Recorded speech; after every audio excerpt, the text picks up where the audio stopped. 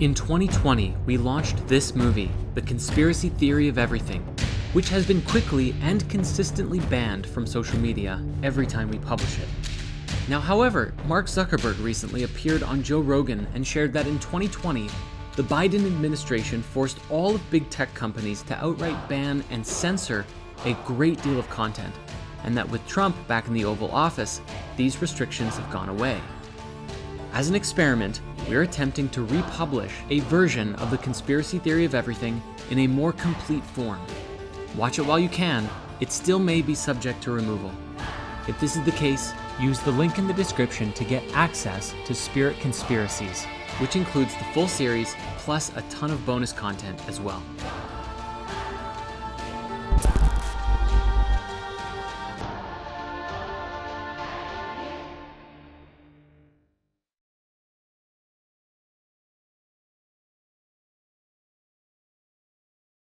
Welcome to what may very well be one of the most important videos we've ever made.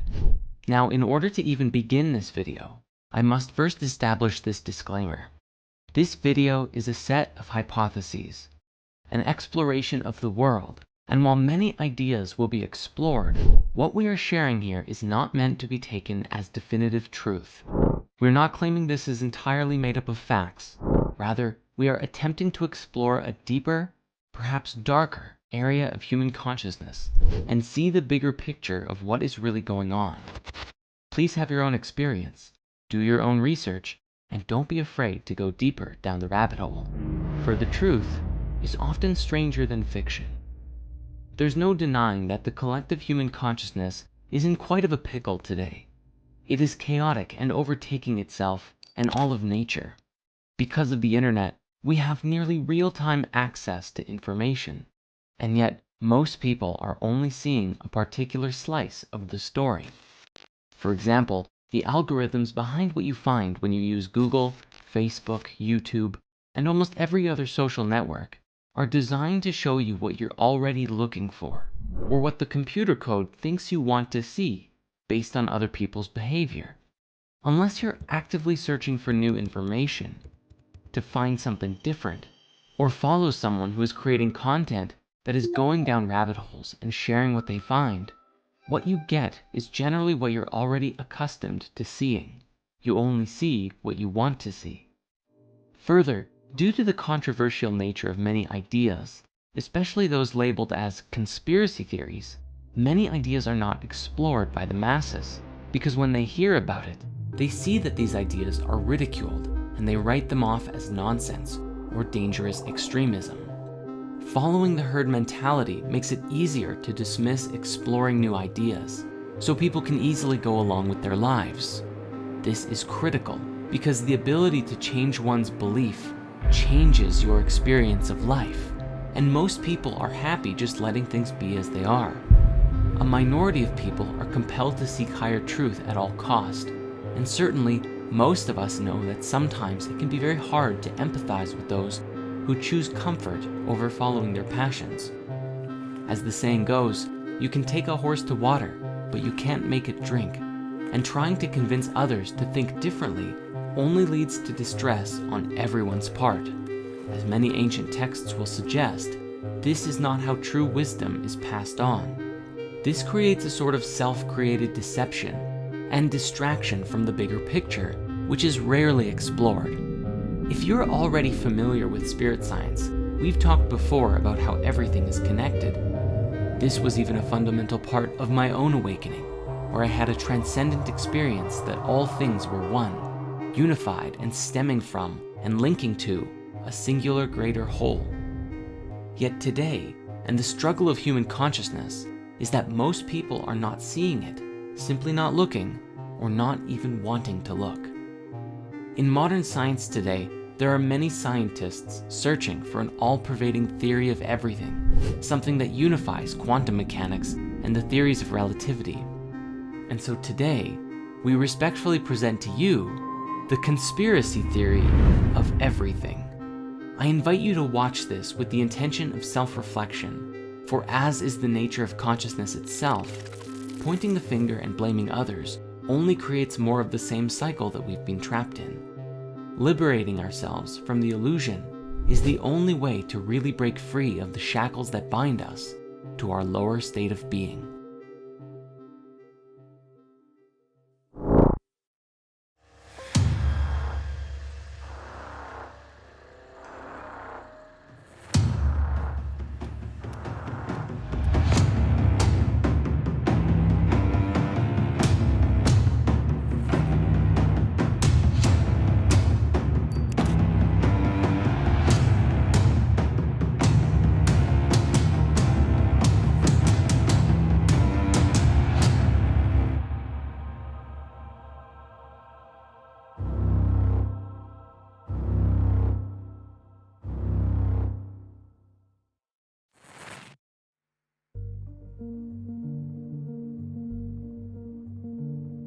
Our conspiracy theory of everything begins first with the demiurge.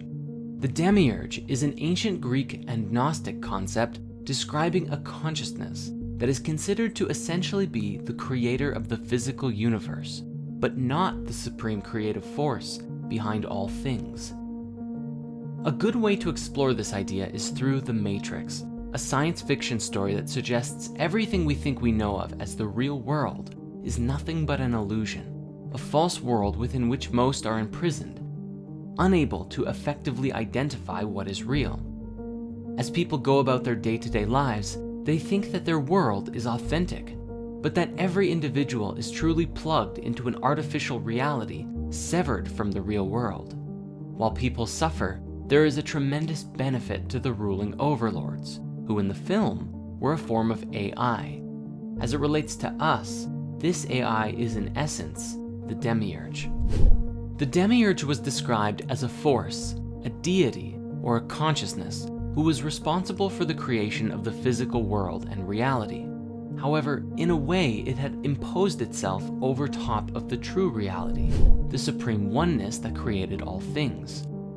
In this, it was a false god who had assumed authority over the world, masking the living beings, namely us, from the supreme truth, the highest order of creation, and making us believe that what we experienced as real, the physical reality that we are a part of, was the true, authentic reality, even though it wasn't. Depending on the school and belief of different Gnostic sects, the demiurge was either seen as something malevolent, deliberately trying to deceive us, or something that was simply ignorant or misguided of its place in the universe and the rest of creation, which led to us becoming lost in the illusion as a result. Said in simple terms, the demiurge was the force behind the physical universe, but within our consciousness, so long as we perceived that which is physical to be real, we were slaves to the illusion of the false or at least incomplete reality. To that end, these ancient people, at least those who are part of the ancient mystery schools, believed that the physical reality was an illusion. They sought to liberate themselves from the illusion of reality through varying spiritual practices, from meditation to plant medicine ceremonies and everything in between, in order to connect with higher realms of existence and break free of the false world by finding the truth, the supreme oneness within. This is because even the demiurge and the physical universe still stemmed from the supreme oneness, and the light of truth could be found within.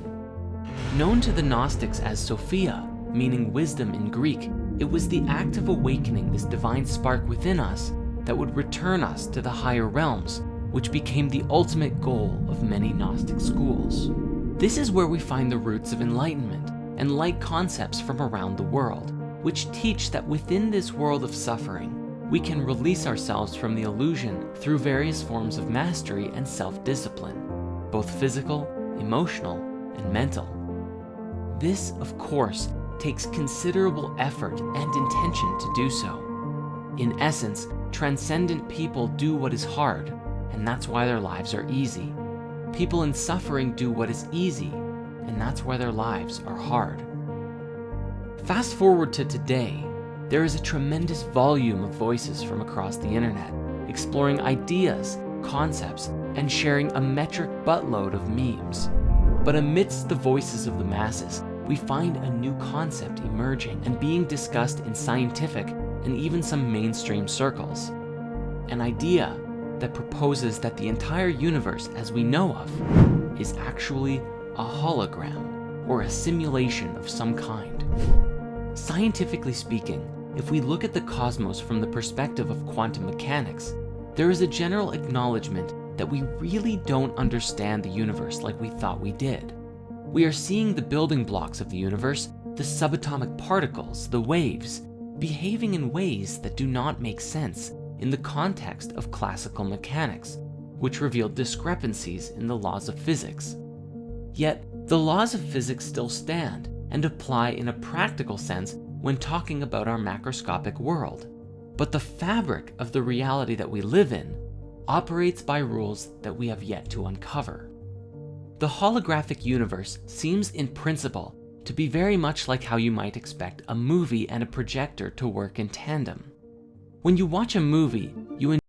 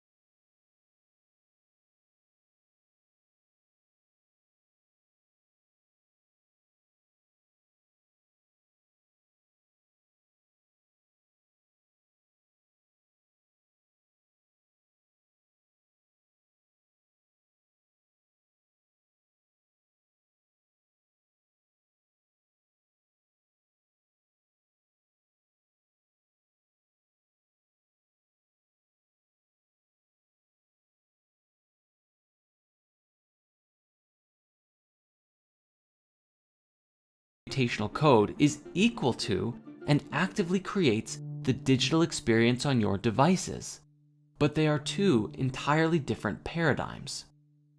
This is the great challenge of modern science today, unifying quantum mechanics and general relativity, because we are unable to comprehend yet how the physical world and tangible substance, continuity, gravity, life, time, and consciousness emerge from this flux field of quantum information, which appears to operate by an entirely different set of laws related to statistics and probability. Yet, like with machine code and computers, are they really so different? The question then becomes, as many are theorizing today, could our entire reality be nothing more than a simulation? An artificial reality that our consciousness is plugged into? There are some oddities that have been captured on camera that some people believe are glitches in the Matrix. Now maybe these oddities are fake, who knows? But as an example, we do have this curious clip of a bird who is perched in midair without moving before flying away. There was also this news footage from Russia several years ago that someone caught an individual levitating on camera. But when the guy with the camera called out to them, the girl dropped down and ran away. Now again, I'm not trying to say this is hard evidence of a real-life Matrix, but it certainly compels curiosity. And this is what it's really all about. Humanity living in the question, in the mystery of life. And these strange occurrences that beg us to ask the question, what is the true nature of reality? Now, on that note, I encourage you to please do your own research and go down these rabbit holes yourself and make up your own mind.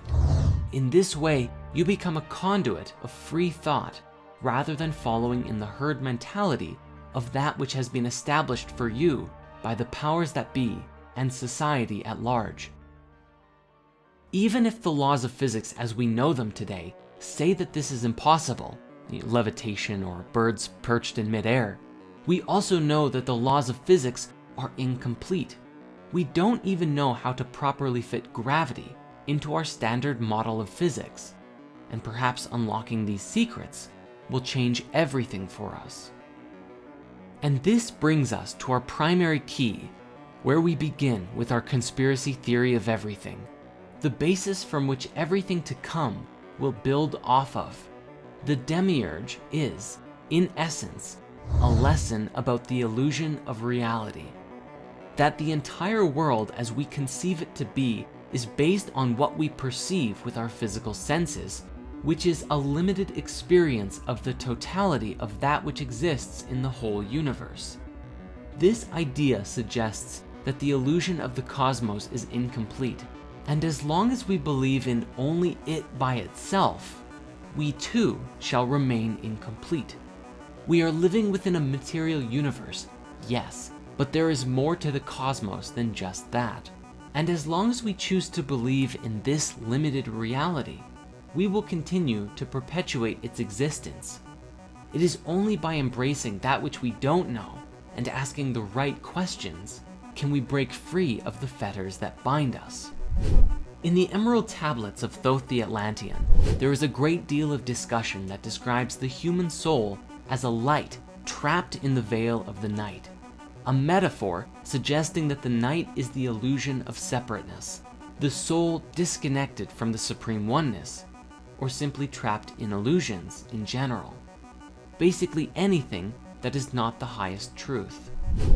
It is the unilluminated mind that actively creates the reality that it perceives to be real, and as such, humanity lives out its days in the dark, veiled in the illusion of one's own beliefs, disconnected from any higher reality.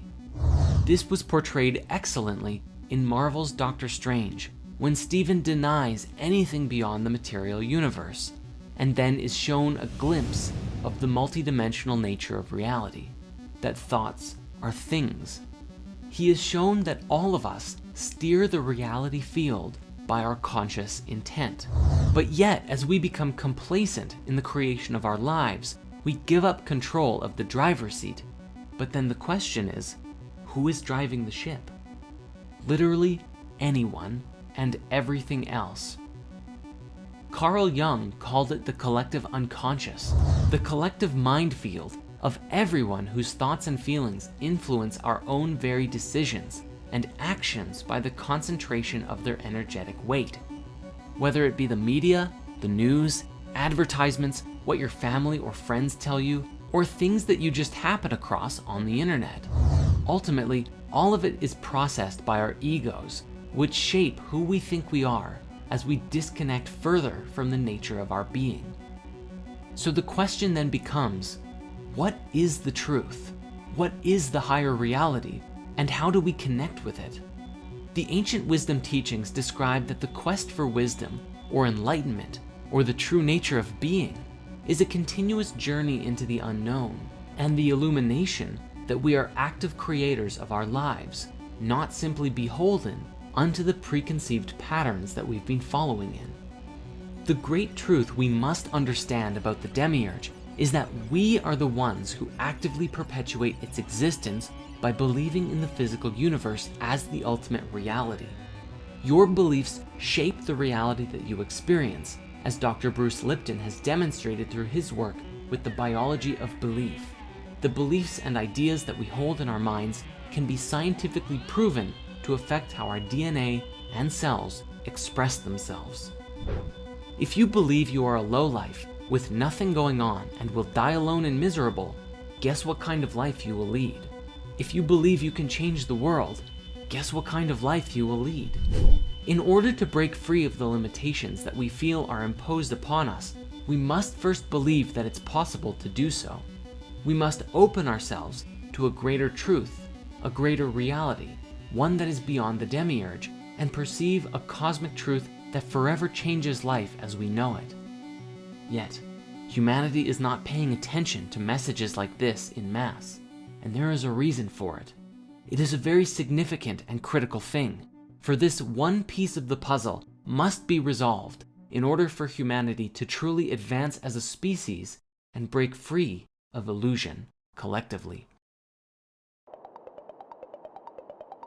This is where our conspiracy theory of everything is going to get dark, and I mean really dark. In the disconnection of the soul, the ego runs rampant, and this is the source of our suffering and how we are controlled by the elite. For this, I must offer you a warning. We must be aware of the horrific nature of humanity if there is to be any healing done. Light must be brought to darkness, and the darkness must be faced if we ever wish to solve our problems for good. Be warned that the following contains mature subject matter and may offend some audiences. Viewer discretion is advised.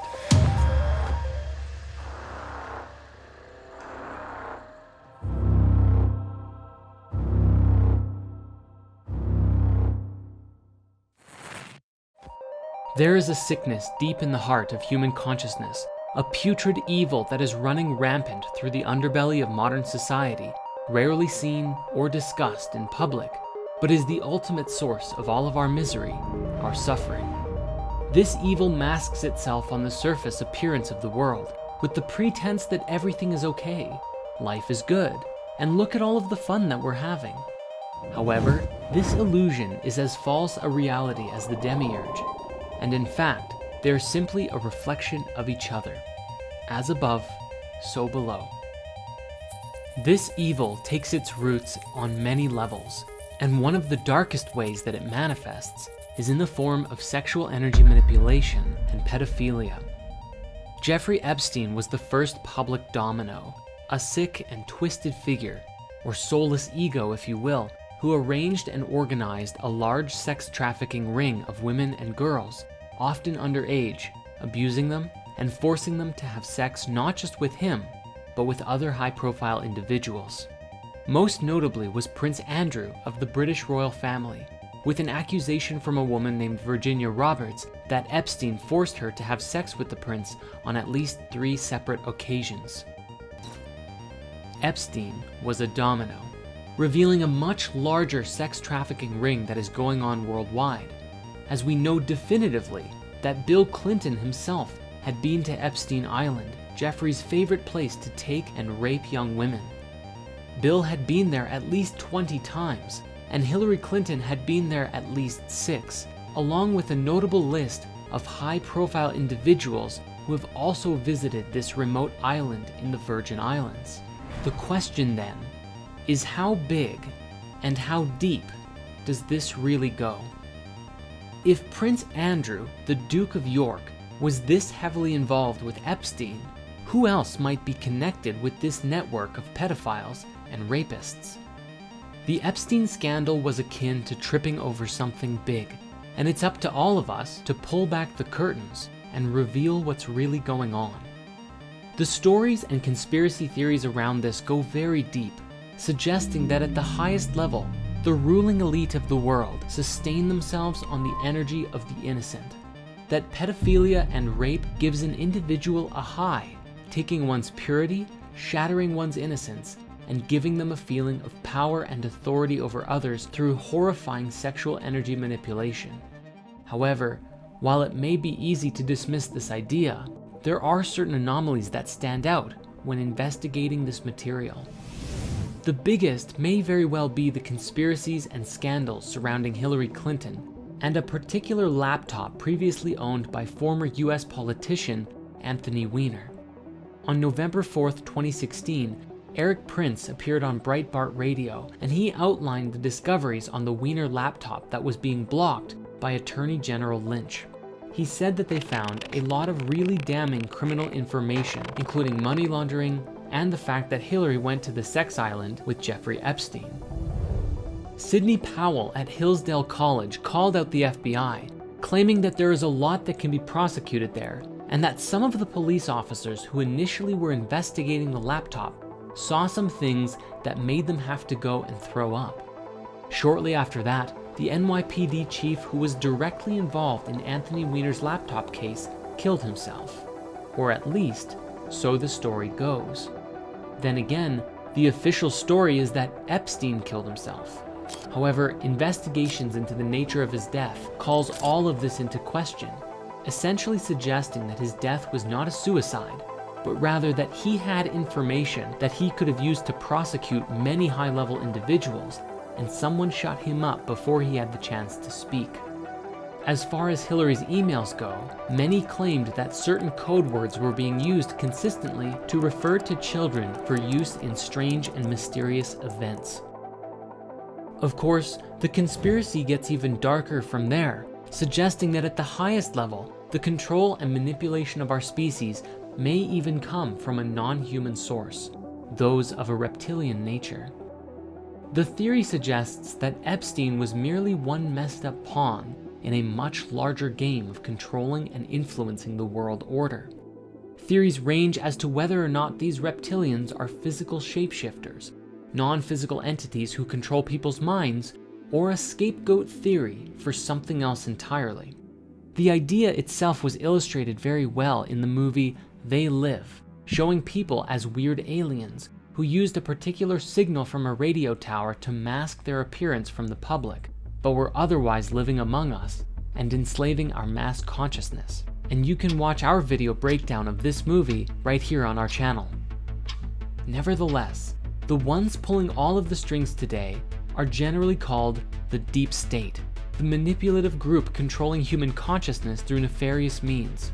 But with that, the mysteries of who is behind all of this aside, how exactly do the world elite control human consciousness? Due to the sheer volume of control mechanisms, here we're going to provide a lighter overview, and you are encouraged to explore these as you see fit. Fear and scarcity. At the highest level of control, fear is one of the most easiest methods to control the population in mass. This is a two-way street that binds the influence from the elite and us together, for we actively perpetuate the problem when we live from fear and scarcity, spreading it around to each other like a nasty virus. Fear can be used to corral people in all manner of directions, to take actions that are not in their best interest, or to give up their power and control to others. Our food. For the most part, all of the food that we're eating today is toxic, designed to subdue our creative energy, making us easily addicted to things that are unhealthy for us. Whether it's processed foods, rich with salt, sugar, and fat, or even our produce, which has been chemically engineered or sprayed with pesticides and herbicides. We can see this with Monsanto, who have actually patented seed and GMO production, disallowed the ancient practice of saving seeds, and ultimately controlled the food supply, but have masked it as providing the world food. We recently published a movie called Healing Your Body with Food, Spirit Science 33, which reveals the truth about food and where it comes from today. So we won't get super deep into it here because there is a lot to cover. But if you want to go deeper into this, please watch that movie after this one is done. Ultimately though, the bottom line here appears to be that we are what we eat, and most of us eat far too much, and in that consume too many harmful substances. Fluoride in the water. Some have said that fluoride is the metaphorical tears of the New World Order, and that it's their most widely used weapon against us. The idea, in a nutshell, is that governments put fluoride in our water supply in order to negatively affect huge populations and facilitate mass control, whether for financial gain through the health defects that it causes, or for the purpose of disrupting our connection to the spiritual planes. Any quick search of a fluoride conspiracy brings up notions that it calcifies the pineal gland, the organ in our brain that is often linked to consciousness and the third eye. The idea of the pineal gland being linked with consciousness originally came from the French philosopher Descartes, who argued that the interaction between non-local consciousness and the physical world occurred inside of it. If you dig into why water fluoridation began, you find a convoluted, suspicious mess, mostly centering around the aluminum production company Alcoa, who supposedly had a lot of toxic waste to spare that took the form of fluoride as a byproduct of aluminum production. After a single biochemist who was sponsored by them showed in a lab that fluoride affects cavities in rats in 1939, so the story goes, the first public proposal that the US should fluoridate its water supplies were made, not by a doctor, but by an industry scientist. Nowadays, our water is fluoridated in over 24 countries, mostly in the Western world. According to chemist and researcher Charles E. Perkins, who wrote the book The Truth About Water Fluoridation, repeated doses of infinitesimal amounts of fluoride will in time reduce an individual's ability to resist domination by slowly poisoning a certain area of the brain, thus making them submissive to the will of those who wish to govern them. While there are unsupported theories that the Nazis used the chemical in concentration camps or the USSR in their gulags, the threat of fluoride isn't just a theory. The work of Jennifer Luke in the 90s showed that by old age, the pineal gland contains the same amount of fluoride as teeth, having been calcified as we age. Further, a huge review on fluoride toxicity published by the National Research Council in 2006 reported a range of negative side effects from fluoride, including decreased melatonin production and other effects on normal pineal function, which in turn could contribute to a variety of bad effects in humans. In fact, studies from Harvard and China's Shanghai Health Institute may even have linked fluoride to reduced IQ in children and even suggest that it could be toxic to a developing brain. As well as being linked to certain types of cancer, it's also been shown to destroy the male reproductive system in rabbits. The bottom line is, the benefit to risk ratio on water fluoridation is unclear due to a lack of good evidence, with most people not even knowing that they're drinking it. If the conspiracy theories are to be believed, professors doing this research have been met with numerous attempts to discredit them. Stephen Peckham, director of the Centre for Health Services at the University of Kent and professor at the London School of Hygiene and Tropical Medicine at the University of Toronto, has had his research of water fluoridation rejected from dental health journals. He's even spoken out about being accused of statistics hacking and for research that made the link between fluoride and hypothyroidism. It seems as though someone does not want this info getting out. Entertainment and subliminal messaging. The entertainment industry has been a source of conspiracies for a long time, with often disturbing subliminal messages in children's entertainment, such as references to suicide and sex found in everything from Disney movies to SpongeBob. But it often goes deeper and darker. The entertainment industry, especially Disney, has seen several instances of hiring young children, making them into massive celebrities, making a fortune off of them, and driving them insane. This has also happened with the K-pop industry, with their so-called slave contracts that force the young singers into decades of servitude, having them work endless hour days and running them to the point of exhaustion. There are actually many instances of these young singers collapsing on stage due to exhaustion. This also links back to the conversation of pedophilia networks, for many celebrities have now spoken out about how bad Hollywood really is for pedophilia, including people like Brad Pitt, Elijah Wood, Evan Rachel Wood, and Corey Feldman. The news. The news often perpetuates a story that things are bad and getting worse. There is a consistent theme from the news of toxicity, and as people watch this in mass, we come to believe it, and thus perpetuate it. The people running the news command more attention by spreading this kind of information because bad news gets more attention than positive stories, and therefore, we continue to create this reality. When you are constantly looking at the world in a negative light, you are not looking at your own light. In fact, you don't even know that there is light within you. There is only darkness, shadows, and frightening imagery. And so what happens? But humanity falls further and further into a world of self-created delusion. It's also worth mentioning that even the local news is ultimately both written for and controlled by a unified source, regardless of the network. Just watch this clip and you'll see how bad it really is. Plaguing our country. The sharing of biased and false news has become all too common on social media. The sharing of biased and false news has become all too common on social media. More alarming, some media outlets publish these things they simply aren't true without checking facts first. Unfortunately, some members of the media use their platforms to push their own personal bias and agenda to control exactly what people think. And this is extremely dangerous to our democracy. Mass surveillance. The Medal of Honor for revealing this really goes to Edward Snowden, the whistleblower who brought to the collective attention how the Secret Service of the US and UK governments had the ability to spy on literally everyone, tracking metadata, watching everywhere that you go, and what you're up to. The first program to be revealed was PRISM, which allows for court-approved direct access to Americans' Google and Yahoo accounts and everything in them.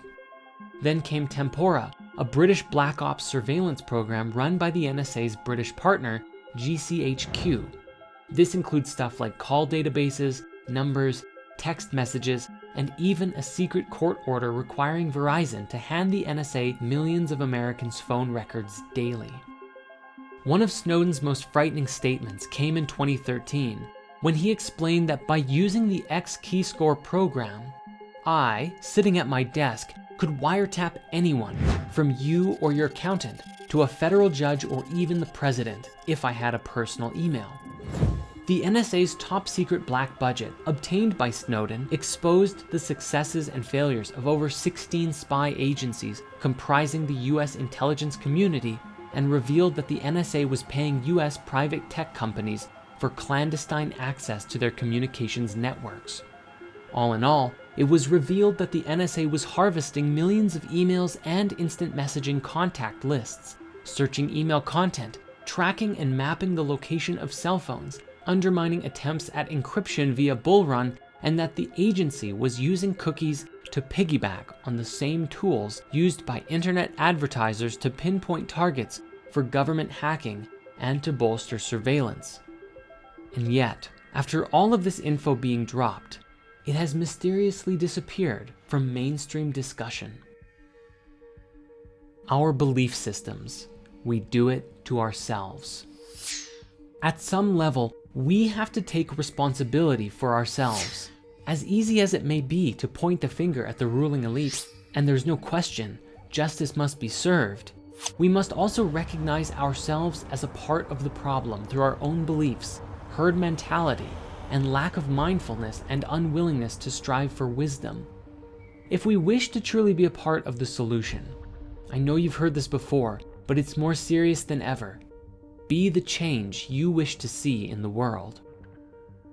As Bruce Lipton has demonstrated with his groundbreaking work in epigenetics, our very beliefs affect our biological systems in deep and very impactful ways.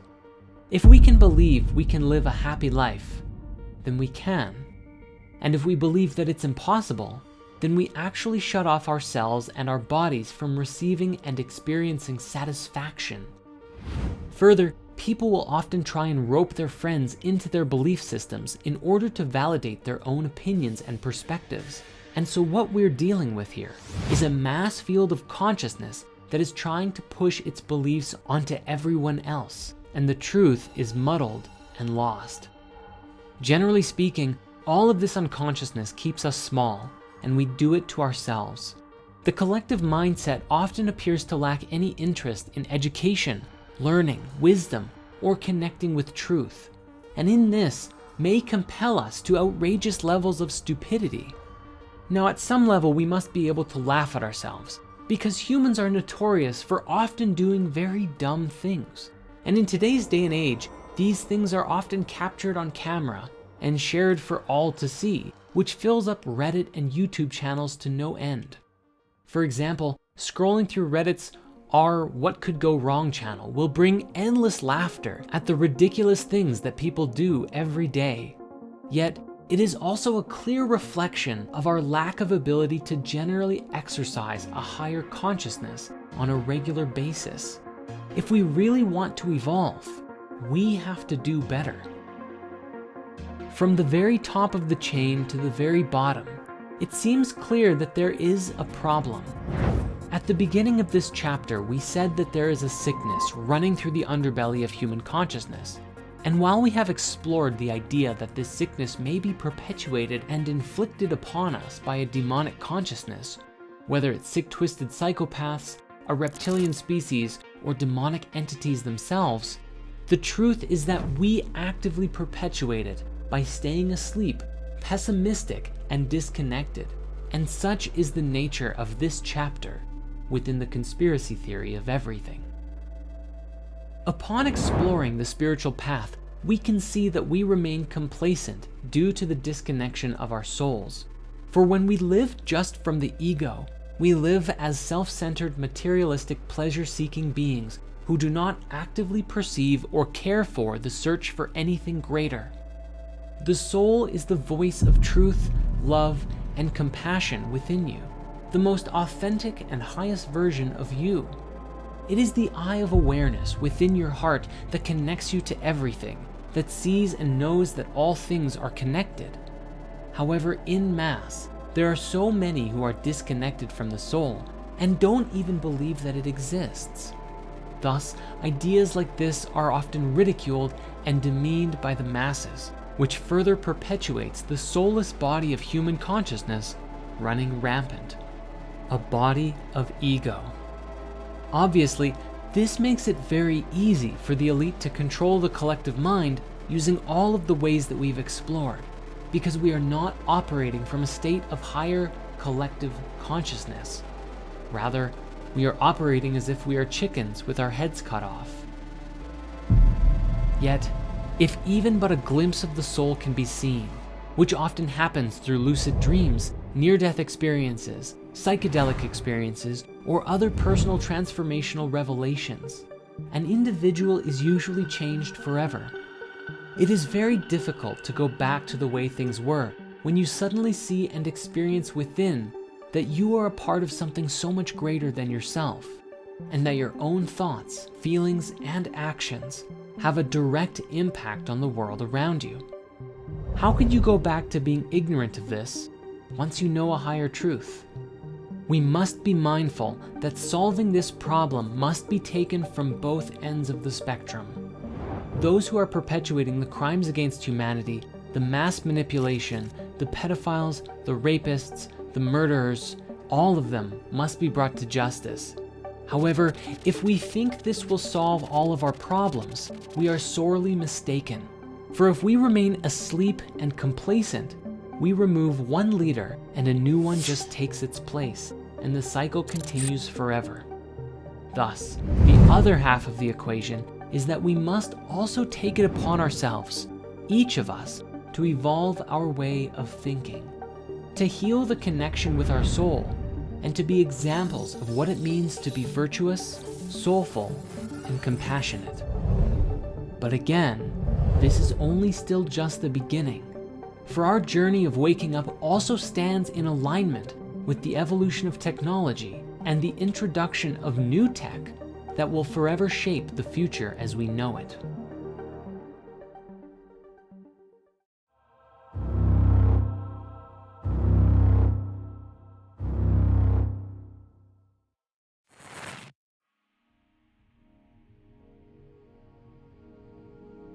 The subject of extraterrestrials has mystified humanity for countless generations. The question of, are we alone in the universe, has inspired us to push forward and advance as a species in the search for life in the great beyond.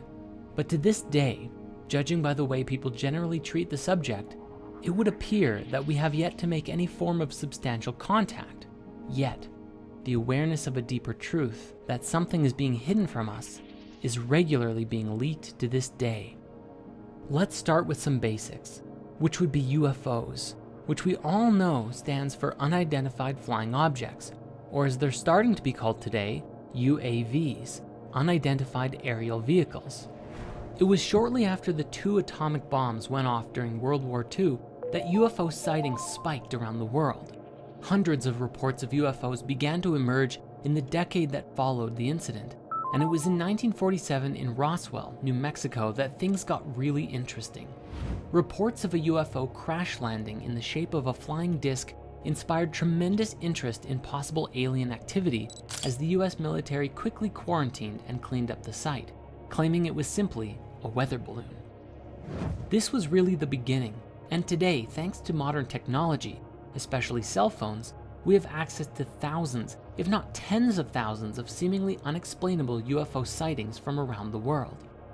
My own personal favorite is the Dome of the Rock incident from 2011, where several independent people caught footage of a bright, glowing, and oscillating orb that descended over the Dome of the Rock in Jerusalem. After hovering over the sacred temple for several moments, it shot upwards with tremendous speed, disappearing into the sky.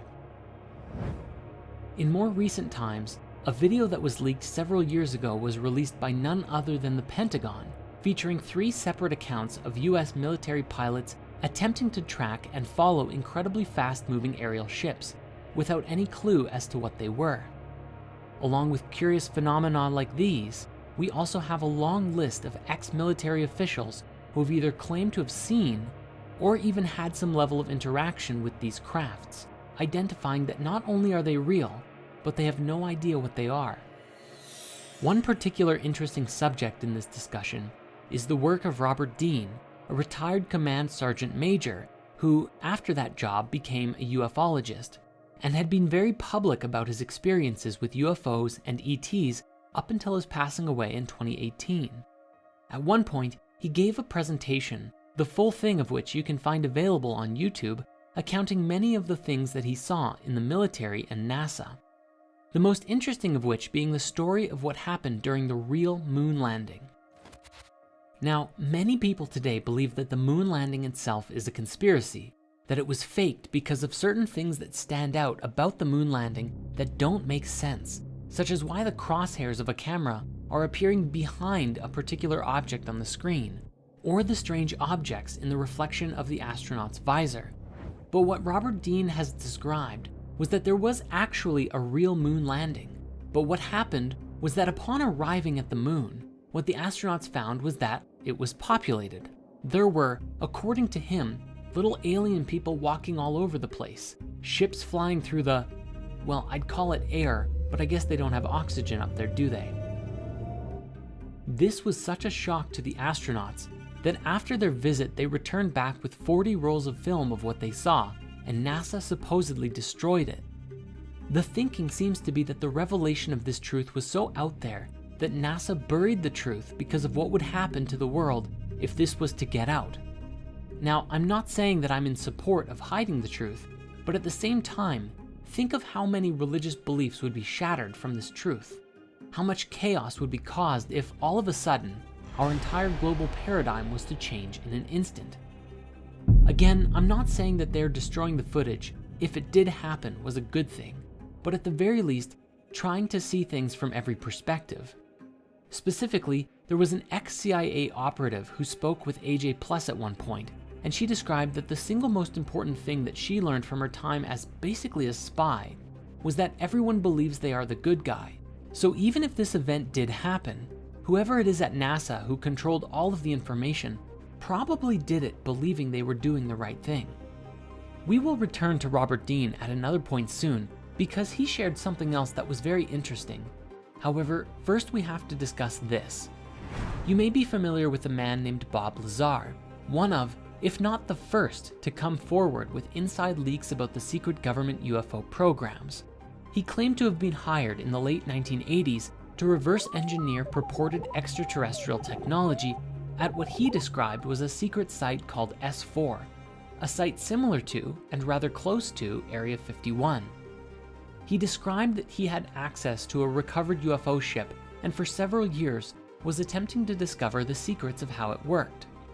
Lazar claimed that the propulsion of the studied vehicle was fueled by the chemical element with the atomic number 115, known today as Moscovium, or E-115, which at the time was named Unumpentium, since it hadn't been created yet.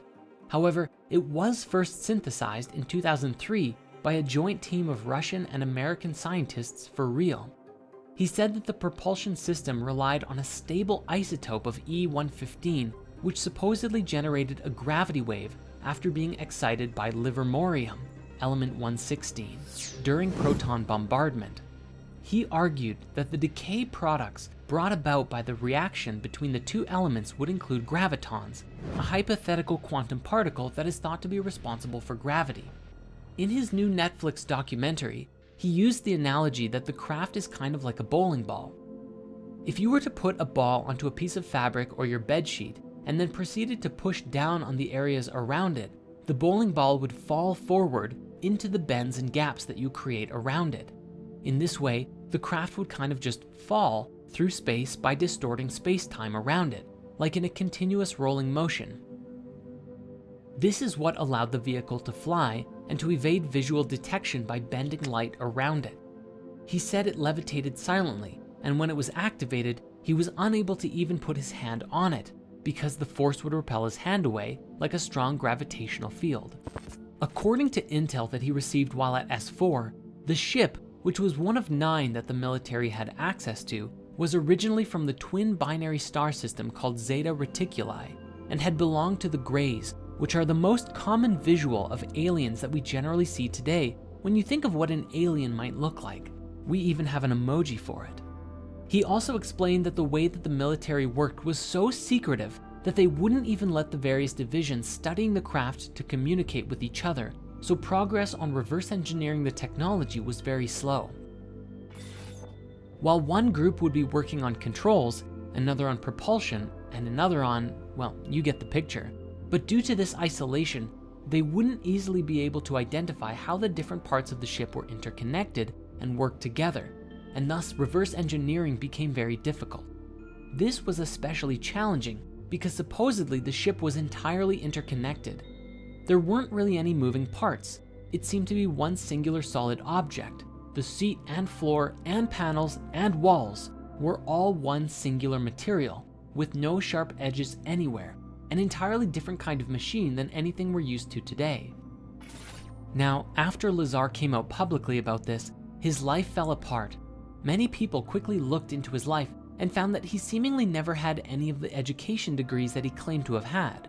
Yet, upon deeper investigation, documents stored away in his old university proved that he was telling the truth. Bob explained that after he came out publicly, he received a phone call from his ex-employers who said, "Do you have any idea what we're going to do to you now that you've done this?" And for many years, Bob suffered as much of his past was erased, and he was made to look like a fool in front of the masses. Now, Bob's story is a very interesting one. My highest recommendation is checking out the documentary he created with Jeremy Corbell called Bob Lazar, Area 51 and Flying Saucers, as well as the Joe Rogan podcast that they appeared on, where Bob goes deep into the story of what happened and what he learned. But Bob isn't the only one to come forward with some fascinating stories, and this brings us to Dr. Stephen Greer, who founded the Center for the Study of Extraterrestrial Intelligence, or CSETI, in 1990 to create a diplomatic and research-based initiative to contact extraterrestrial civilizations, along with the Disclosure Project in 1993, a research project devoted to disclosing to the public information that the government and military supposedly have had regarding the existence of UFOs and ETs. The organization claims to have over 3,000 confirmed reports of UFO sightings by pilots and over 4,000 proofs of what they describe as landing traces, evidence of UFOs landing on the Earth and leaving behind a sort of electromagnetic signature. If we pair this with what Bob Lazar said, it's entirely possible these ships could be bending light, entirely invisible to us, though perhaps not high-level military scanners. Dr. Greer also appeared on the Joe Rogan podcast many years ago and explained some very interesting things. What he received from a collection of over 30 documents from the NRO, NSA, CIA, FBI, and presidential briefings was that the way that these ships work and the way these ETs understand the universe is leagues beyond our own. What he described was that while today we believe that light is the fastest thing in the universe, this is only a barrier, and on the other side of the speed of light are laws that are governed by some sort of super consciousness, and that it is from this higher awareness that interdimensional travel becomes possible, and you can move throughout the universe nearly instantaneously without worrying about the speed of light, which is simply too slow to travel at if you're going from solar system to solar system, or especially across the galaxy, or even between galaxies. This is incredibly important to us because it's relative to the idea that consciousness and conscious thought actively steers the field of reality that creates the experiences that we have. This is a subject we will return to shortly. However, this conversation has one massive implication. You see, one thing that Dr. Greer explained was that the significance of alien life to us isn't really all about ETs at all, but about technology. The very instant that it became available would completely transform life on Earth forever. Imagine suddenly being able to travel to distant planets or explore the universe, and forget about having power to fuel the entire world's energy requirements forever. You'd have enough power to blow up a planet if you wanted to. This has tremendous implications to it, and may even be part of the reasoning for keeping the technology hidden for now. The question arises, is this technology hidden so that only the secret rulers of the world can have it? Or is it because humanity is not yet ready to inherit such a gift?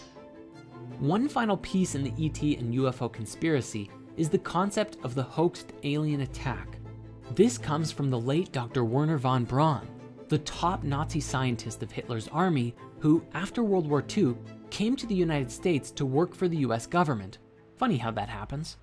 And on his deathbed, he theorized that after a war with the Middle East, one day there would be a hoaxed alien attack, which was a part of the secret plan to weaponize space and control the world.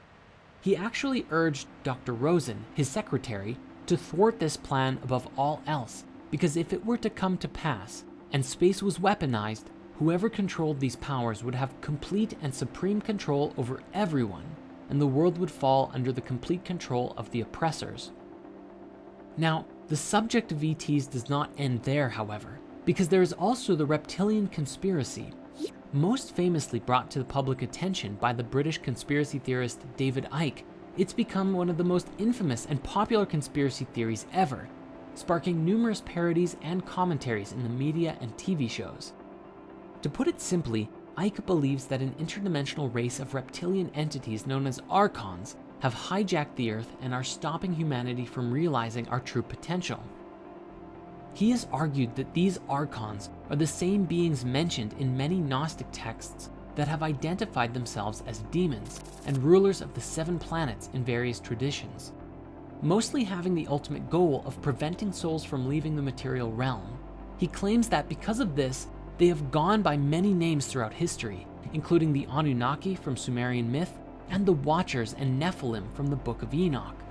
He argues that human sacrifice to the gods in the ancient world was actually for the reptilians' benefit, especially the sacrifice of children, because he tells us that at the moment of death by sacrifice, a form of adrenaline surges through the body, accumulating at the base of the brain, and is apparently more potent in children, something that is today reminiscent of adrenochrome. Bringing it more into the modern day, he claims that a genetically modified human Archon hybrid race of shape-shifting reptilians, known as the Babylonian Brotherhood, or the Illuminati or Freemasons to us today, manipulate global events to keep humans in constant fear, so that the Archons can feed off of the negative energy that this creates. Now, he has also claimed that the members of this secret elite are descended from reptilians coming from the Draco constellation. He stated that the reptilians come not only from another planet, but also another dimension, the lower level of the 4th dimension, which he calls the astral plane, the one nearest to the physical world. As of 2003, when his books originally brought this theory out, he said that the reptilian bloodlines include all American presidents, 3 British and 2 Canadian prime ministers, several Sumerian kings and Egyptian pharaohs, and a whole bunch of celebrities. Remember when that article went viral about how Justin Bieber supposedly turned into a giant reptile in front of everyone? Some of the most prominent bloodlines are said to include the Rockefellers, Rothschilds, various wealthy European families, and established families of the eastern United States and the British royal family. In fact, he said in numerous interviews that he saw former British Prime Minister Ted Heath's eyes turn entirely jet black while the two men waited for a Sky News interview in 1989. Ultimately, the global elite make up the top of the pyramid for the reptilians in modern day, all with the intention to keep us sedated and trapped in this reality without gaining a higher knowledge. At the top of the global elite are what Ike has referred to as the prison wardens, who oversee us in what is, to them, just a prison world. Along with the New World Order, their main goal is apparently to create a microchipped population, a one-world government, and a global Orwellian fascist state, a brave new world, which he claims will be a post-truth era where freedom of speech is denied. And how are they planning to do this, you might ask? Well, if Ike is to be believed, then the Brotherhood either created or controls everything. Things like the United Nations, the International Monetary Fund, Round Table, the Council on Foreign Relations, Chatham House, the Club of Rome, the Royal Institute of International Affairs, the Trilateral Commission, and the Bilderberg Group, as well as the media, military, CIA, MI6, Mossad, scientific publications, most religious doctrine, and even the internet. In other words, they control every aspect of our society and can make us believe what they want, when they want. Before we move on, I think it's important that we now revisit Bob Dean and a particularly interesting story that he shared during the European Exopolitics Summit in 2009. He described that he was attending his son's retirement ceremony from the US Navy in Washington, D.C., and at this event, there were a great deal of active and retired generals, admirals, captains, and more. One particular retired Navy scientist approached him and said, "Hey, I know you. You're that retired command sergeant major who has opened up about the UFOs. I have a story for you, that my last government job was as a plasma fusion physicist at a top secret place outside of Las Vegas, and I was working there for 5 years with two guys who were not from here. They were from somewhere else, delightful people supporting us in figuring out plasma fusion, which equates to infinite energy forever." The man said, "After a few years of working with these guys, I approached one of them and asked, 'Okay, what do you really think of us, humans, as a species?' And the alien said, 'Well, since you've asked, we think you are a primitive, savage, and dangerous race.' The other alien who was listening in then leaned in and said, 'And you also smell bad.' And he explained that it's not really about our bodies, although yes, we have polluted our bodies and the earth to a wild extent, but that we also have a psychic odor about us. Our thoughts and feelings are so negative that other higher species find it terribly offensive." While this story is actually kind of funny, it's also something that we should take very seriously. According to the reports and expressions from many whistleblowers, the other species who are interacting with us are actually mostly benevolent, and if we can really listen to what they have to say and do some meaningful self-reflection, it may just help us to clear out our own negativity, release ourselves from any reptilian or other controlling influences, and put us into a position to meet some really cool otherworldly species.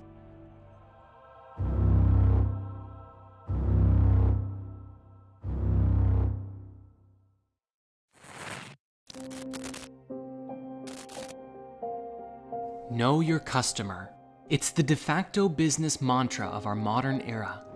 Collect enough information on everyone's web browsing and social media habits, listen to what they talk about when they believe they're alone, and feed the data into a network of computers so complex that computer scientists aren't even sure how it works at all anymore. This complex neural network of computers, data, and programs are then linked to nearly all of us through the apps and web services that we use on a daily basis, spitting out products, content, and suggestions catered to individual desires better than anything that has ever been done before, keeping the masses glued and engaged on their phones, tablets, and desktops like nobody's business, and have been specifically designed to manipulate our thoughts and feelings in order to keep us using the apps longer, get our friends and family engaging, and spend more money in the process. This is our current reality. And what's more interesting, the business model is wildly successful and most people don't even know that they're a part of it. Where does humanity go from here? A cyberpunk dystopia? As technology continues to advance, there is concern growing in the minds of those who have freed themselves from the Matrix long enough to realize that there is an issue. As technology continues to evolve and humans become more integrated with it, the line seems to blur between what is real and what is not. Then again, if all of reality is an illusion anyways, does it even matter? Let us begin our exploration with the software that currently exists today that begins to blur the lines between reality and illusion. Deepfakes. Technology is just now reaching a point where we can produce videos of just about anyone saying or doing things that they otherwise wouldn't say. President Trump is a total and complete dipshit. Granted, this technology is still in its infancy, and while that clip itself can easily be identified as a fake, every day as it improves, it becomes more and more difficult to tell the difference between deepfake and reality. Even today, it's being used in nefarious ways, including making porn videos of celebrities by taking their faces and applying them to other bodies. As time goes on, we may exist in a world where across the internet could exist countless videos of famous people, celebrities, politicians, all saying things that they would never otherwise say. And what happens when it gets so good that nobody can tell the difference? The real and fake versions arguing over which one is authentic. But of course, this is only the beginning of our technological conspiracies and how we slowly lose touch with our world as we enter into new ones. One of the biggest growing concerns in the world is the belief that the powers that be are attempting to control everyone through advanced microchip technology. For while each of our mobile devices already track and monitor us, the microchips could be used to monitor and potentially even manipulate thoughts and emotions on a mass level, just like Facebook and Google are already doing today. The powers that be wouldn't just be watching you on the outside, they'd be able to monitor everything inside, everything about you, down to what you think about. This technology, combined with an AI that can associate complex combinations of states within your physiology, predicting future behaviors and affecting our perception and decision-making processes, a very scary and possible reality becomes available to us. One where we integrate with technology. As we know, this is already happening on some level right now, with the algorithms actively recording everything you search and serving it back to you on a silver platter. This, however, would be a far more invasive integration. And what's even crazier to consider is that people would do it voluntarily. You see, very few people are going to just allow this technology to be embedded in their bodies just so that the government can monitor them. Rather, just like with cell phones today, the microchip will be a no-brainer for people who are willing to receive the benefits of this tech. And the exchange? Intimate access to your personal information. Everything you see, think, feel, touch, taste, and so on. But what kind of benefits would there be? Well, at the earliest level, which Elon Musk has already announced with Neuralink, is that by connecting a very few tiny wires directly into your brain, they could theoretically overwrite neural patterns of depression, anxiety, and even help heal spinal problems, among other things. But in the grand scheme of things, and with a great deal of innovation, where this technology seems to go is into the realm of having a sort of telepathic link to the internet. When you have a question, instead of pulling out your phone and searching for the answers on the internet, you can access all of the information instantaneously about anything that you want. For others with the implant, you may find yourself connecting to others in a pseudo-telepathic kind of way, where your thoughts and feelings could be personally shared with others in real time, communicating beyond words, but with a language of images, pictures, and even sharing experiences. This would allow you to connect with others both mentally and empathically as well, which could bring people closer together, This would fundamentally change the education system too. For who needs school when you have instant access to every bit of information known to mankind right there in your mind? This chip could theoretically support you in downloading information thousands, if not millions of times faster than reading or watching documentaries. Much like Neo in The Matrix, downloading a lifetime worth of fighting techniques and becoming a kung fu master in a single day, this level of integration could be possible with this kind of technology. Imagine if you wanted to become an amazing artist or learn everything there is to learn about programming, quantum mechanics, or even becoming a professional accountant or lawyer. So why not just spend an afternoon or evening downloading and installing courses directly into your mind? You could theoretically condense 6 years of intense university studies into a weekend and have the exact same level of knowledge, or even greater knowledge, compared to someone who took the time to learn it the old-fashioned way. And as more and more people integrate with technology, it may even lead to a collective hive mind, where everyone's own brains become processors for a collective consciousness shared amongst all integrated people. On the one hand, it's very much like the Borg from Star Trek, but on the other hand, it seems to relate with many ancient writings, such as the Hermetic texts, as well as ideas that people like Stephen Greer have put forward. The idea that there is only one consciousness, and while all of our bodies appear separate and perceive disconnection from one another, ultimately, we're all sharing the same consciousness within the source field. The advent of this kind of technology would have earth-shattering implications for all of us, and life would never be the same. A sense of personal boundaries and privacy disappears as we become more open and interconnected in mind and body. But again, as wonderful as some of these ideas sound, the conspiracy remains. Who programmed the AI that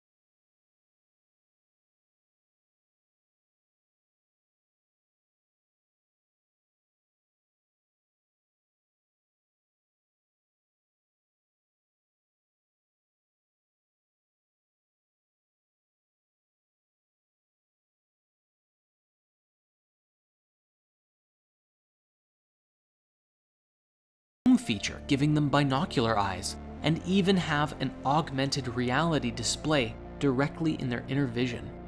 These people could literally play Pokemon Go anywhere without a phone, literally seeing Pokemon all over the place. When cyborgs can not only see, but see better than someone with normal eyes, even people with fine eyesight will want this upgrade, and a new generation of upgraded humans begins. Even on a less invasive level, we have the ideas like the digital contact lens depicted in the new Brave New World series, which is a contact that hooks into receptors in the back of your eye, giving you a direct mental and visual link to everyone else in society. This could happen with prosthetics too, and in a way it already is, although the tech is still in its infancy. If someone loses or breaks their legs or arms in a terrible accident, they can one day get bionic limbs that are more powerful and capable than any normal body part, giving them super strength or super speed, at least up to the limits of what the rest of the biological body can handle. When this tech is available, of course some people will opt to have their arms or legs replaced by bionic body parts. This may even be especially popular in top secret super soldier experiments done by militaries of the world, if they're not already doing it. Ideas like this have also been made popular in pop culture, such as with the Cyborg in Treasure Planet, or Ed Elric from Full Metal Alchemist. But speaking now to integrated experiences, let us shift our focus for a moment to consider VR. It's not impossible to think that something like the Oasis from Ready Player One could be right around our doorstep, a massive multiplayer online universe that puts you into the experience through VR technology. This could, and likely would, lead to a form of mass exodus from real life, as people begin shifting their lives into this digital realm. Why go to work in an office when you can work from any conceivable place in the universe? And then instead of spending time with friends at the bar after work, why not go hunting dragons together? Instead of playing racing games on your iPad, why not go and actually experience a race yourself? Completely immersive, yet safe from the comfort of your home. With all of the suffering in the world and the fantastic possibilities offered by VR, some people might seek out a life spent mostly or even totally in-game. And while everyone is inside of the game, what would happen to the real world? If we are not careful, we may end up with a reality like Ready Player One, with massive slums taking over as people spend less and less time in the physical dimension. Why bother fixing the real world when the in-game world is always perfect, beautiful, or at least exactly as it's designed to be? But even this is not the end, and the lines around what is real begins to blur until you can't even see the line anymore.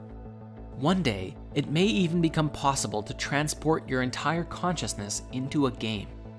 This concept was demonstrated powerfully by a show called Sword Art Online, in which a VR headset allowed individuals to leave their body behind as they enter into an entirely virtual reality. Your body is unconscious, you're not even aware of it, and you experience reality as if you are physically running around in Azeroth or Minecraft, Hyrule, or literally anywhere that you want, as anyone that you want. Recently, this idea was also portrayed in an episode of Black Mirror, with a next-level VR headset that is just a little disc that you put on the side of your head, and it transports your consciousness into a video game. As you enter into a world where you can literally do anything, like fly, use magic, go on epic quests, or even just spend an entire summer fishing by a beautiful lake in paradise, the question becomes, why spend any time in the physical world at all? Do you want to have a super powerful body? Or a super sexy one? How do you want your face to look? You can customize it to your liking freely. Since this technology would connect directly to your brain, it could even stimulate sensations like getting drunk, taking psychedelics, or rewiring your thinking patterns to be however you want. If the only concern of having to unplug is eating and going to the bathroom, then undoubtedly someone will create a technology that makes it so that that isn't even an issue, and you will truly never have to leave. One might also wonder exactly what would happen to your physical body if you were to rewire your consciousness and brain inside of the game world. Would it change your body appearance at all? A mass exodus from the physical world would create tremendous changes within humanity, as part of the human race strives to live in this new world, and another part rebels against it, or simply cannot afford to play the game. Further, once brain integration happens and mass data is collected on people's reactions to certain stimuli or events, the artificial intelligence could skillfully filter and alter your perception in reality, or completely guide your experience in VR so that you rarely, if ever, have a desire to stop using it. All this technology, especially putting your consciousness into a game, will at some point give the game creators an awareness of everything about you, your thoughts, your feelings, your choices, and it would allow anyone with the know-how to monitor you on a very intimate level. And yet, most people will probably skip past the 50 to 100 pages of terms of service and press accept anyways, because the ability to shoot fireballs and fly is waiting for them on the other side of the sign-up page. And seeing the pinnacle of all of this together, as humanity grows and becomes more advanced and can even create an entirely robot body, if we can transfer our consciousness, our thoughts and memories into a machine, then we could exist with a robot body just like Ultron himself. When that day comes, we will be forced to ask, what constitutes a human being? Now, to some people, This already sounds amazing and can't wait for the future. However, the conspiratorial aspect of this comes in the form of a question. As we step into the next 100 years of change and beyond, who is really running the show? The foundation of the internet as we know it is rooted in algorithms beyond anyone's understanding, designed almost entirely for the purpose of profit and marketing. Who controls these algorithms? Who dictates what we see? Currently, our attention is essentially open to the highest bidder. But is it possible that the AI itself could take us all over? And if we are integrated into this collective mind, is it possible for someone to simply decide what we think and feel?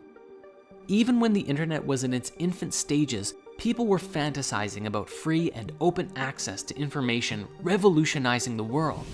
And while that tech did become available, social media has also come to the forefront and allowed some of our worst primal instincts like tribalism and manipulation to resurface with greater strength than ever before.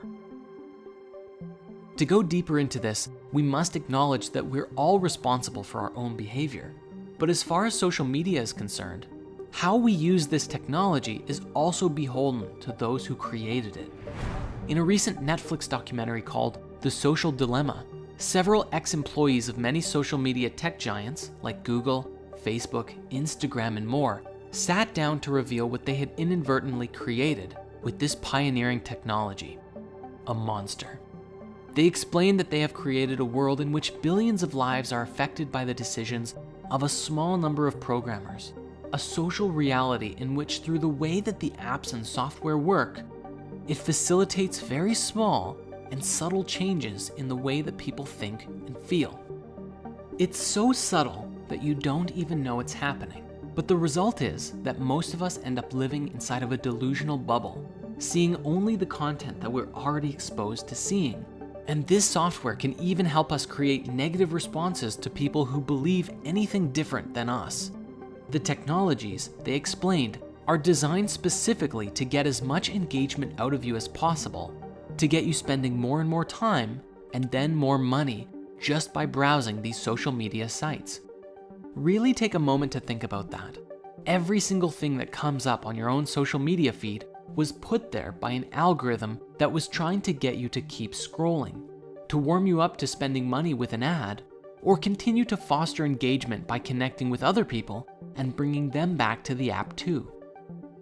A supposedly leaked document from a marketing presentation for video games showed dozens of pages, plans, and methods to use AI and data collection on the target gamer to determine when they were more likely to buy in-game items, and aggressively market to them by displaying offers at those times.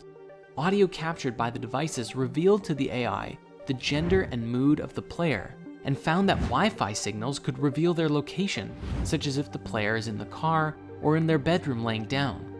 The AI would also pick up mouse movements and typing speed, revealing levels of engagement, determining how best to serve these ads to the individuals.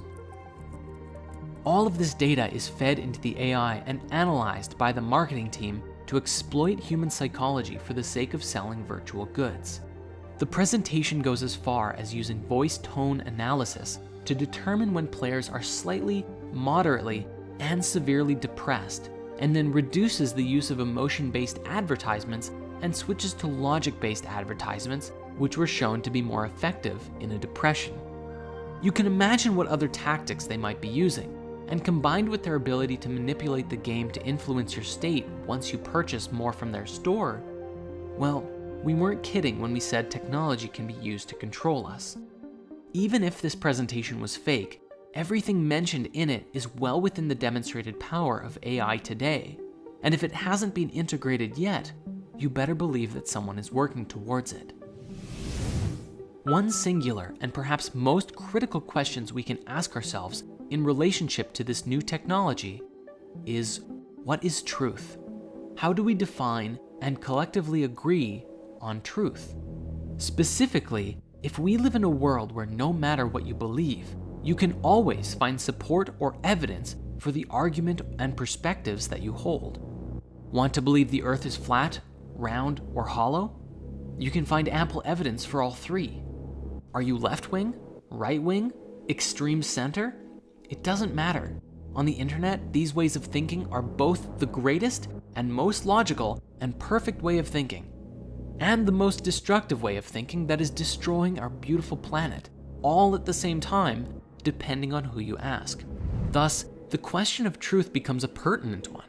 How do we, collectively as a species, find truth together? This is a question that we will revisit further down our path.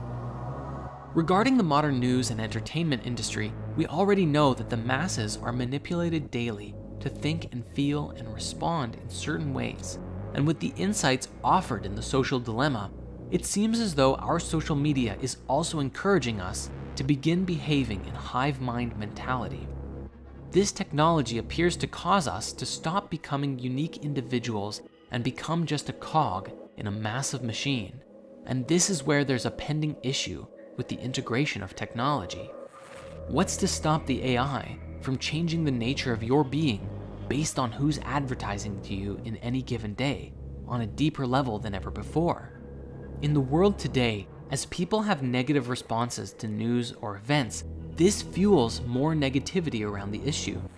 Not to mention, the news actively fuels more negative press and stories on a daily basis, so that even if there's a lot of good in the world, the negative stories always seem to get more attention. Conspiratorially speaking, there is more and more evidence that shows that consciousness actively steers reality, that our focus and what we focus on dictates what kind of life we experience.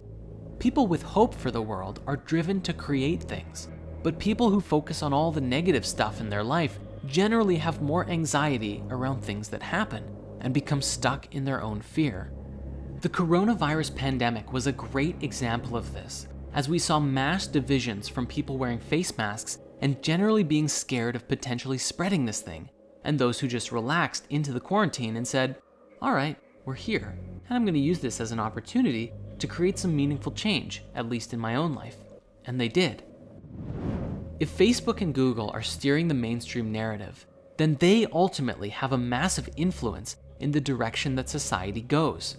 They could design their systems to create peace and prosperity in the world, but their core focus is profit, which is good for business. So why would they change their business model? This couldn't have been made more evident by a personal quote from Mark Zuckerberg, founder of Facebook, who actually said, "What's good for the world isn't necessarily what's good for Facebook." Yes, he really said that. And he owns one of the largest companies in the world, influencing the lives of billions. Even if humanity was connected digitally with all of this access to information, such as consciousness integration and all that, unless you were actively looking to download and install books and wisdom into your mind, it's all too likely that the focus of our collective mind could be hijacked by advertisements, entertainment, or other things. The exact same as how we are constantly distracted by social media today, and this could even be used to steer our species in the direction of whoever or whatever was pulling the strings. At this point, it almost appears as though this kind of technological integration is inevitable, and if you're conflicted about it, you're not alone. On the one hand, the ability to read every book you ever wanted to in days, or learn more about yourself and the universe in such a short time, or master kung fu, is very appealing. On the other hand, if your mind can be controlled or even forcefully steered in any direction by someone else, then is that really a paradigm that we want to be a part of? I imagine that there will be some big turning points for our species in the journey of development of this technology. But if we can learn to do this in an open source way that allows each and every individual their own sovereign right to freedom of thought and feeling, and actually choose what they share with the collective mind, well, I don't know. I'd be curious about the potential outcomes of this. The silver lining we have going into this is how the process mirrors what the internet of today brought us, good and bad. If we can learn from our mistakes and take that wisdom at a large scale into the new paradigm, we have hope, even if its temptations still clutch the majority of people. A select few can guard the light and guide others into an enlightened cyberpunk reality.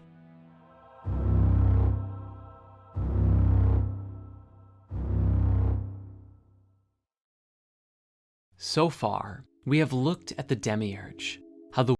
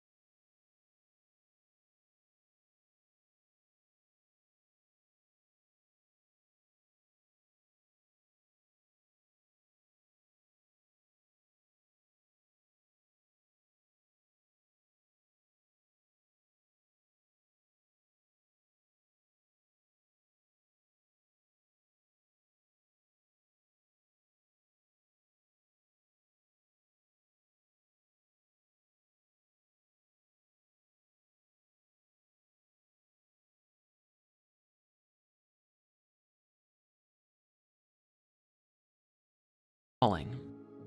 The concept of a secret government or a deep state is useful in explaining how government agencies can gain power by keeping secrets. Most of us today are used to, and perhaps even indoctrinated, into feeling secure in our democratic model of government. It's created a sense of all citizens being involved with and aware of what's going on. And if the citizens believe this, whether it's true or not, it builds trust, but this is not the natural state of power or control. Throughout almost all of history, rulers and those in power had no obligation to be open to their populi. Backdoor deals and secrecy were default settings, and having less people to answer to and explain to naturally gave them more power. Power seekers thrive in secrecy and misdirection. When Greece introduced democracy and the United States modernized it, it was considered ingenious and revolutionary and for the people. To protect it, the entire ethos of American culture was built around a more open and citizen-run government, and eventually it became the new standard for most of the modern world, and a source of pride for nations that achieved it. But what if this sense of pride and security were an illusion? A front for the real operation, a modern-day human edition of the holographic demiurge. What if, behind the scenes, there exists a power that is influencing not just the direct actions of the US government and both sides of their political spectrum, but also other countries? What if there was a power that held influence over the US, the UK, Canada, and even China and Russia?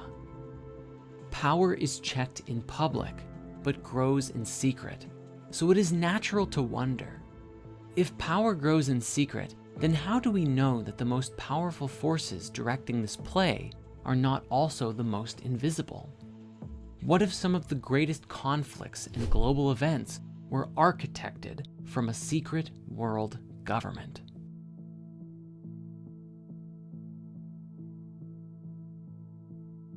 Not since the JFK assassination has there been a national tragedy so heavily imprinted in American minds, or one that has given rise to quite as many alternative explanations outside of the mainstream narrative. Despite taking place almost 20 years ago, over 42% of Americans today believe that the government and the 9/11 Commission concealed or refused to investigate critical evidence that contradicts their official explanation of the attacks.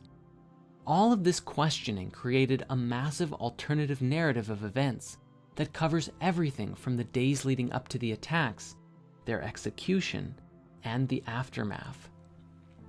The most infamous aspect of the theories is that the collapse of the towers, specifically Tower 7, were the result of controlled and deliberate demolitions, rather than the impact of the planes.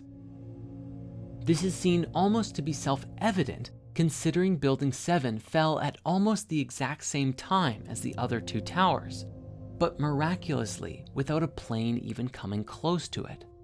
Surveys even suggest that most people who see a video of Building 7 very quickly begin to question and doubt the official mainstream narrative.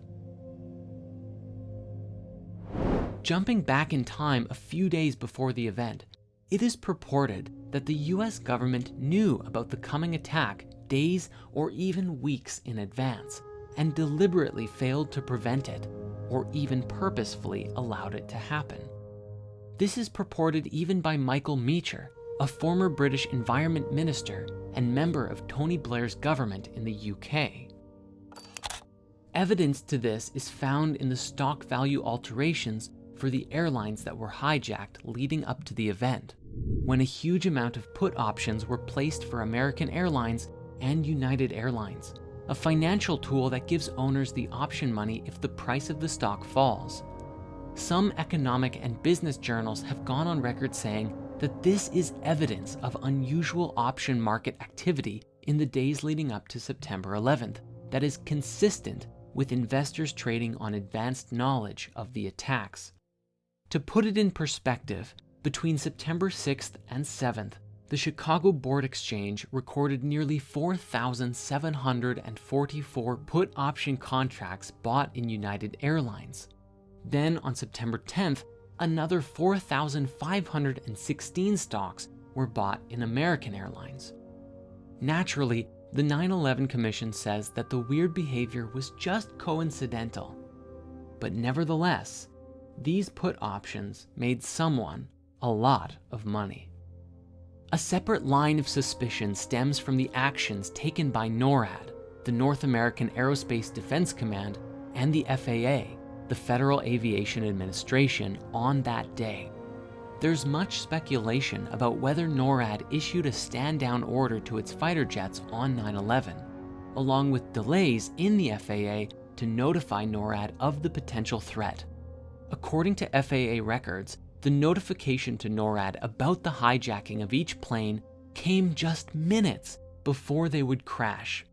Despite the FAA noticing unusual behavior, like a failure to stay on course and a shutdown transponder on American Airlines Flight 11 just 16 seconds after takeoff, NORAD would not be called to action or notified for over 20 minutes. In a country with the most robust and sophisticated defense in the world, a fumble this bad with such dire consequences can't help but add to the mystery around what really took place. Now we get to the controlled demolition. This theory states that explosives installed in the building in advance were the real cause of the collapse and wide-reaching destruction.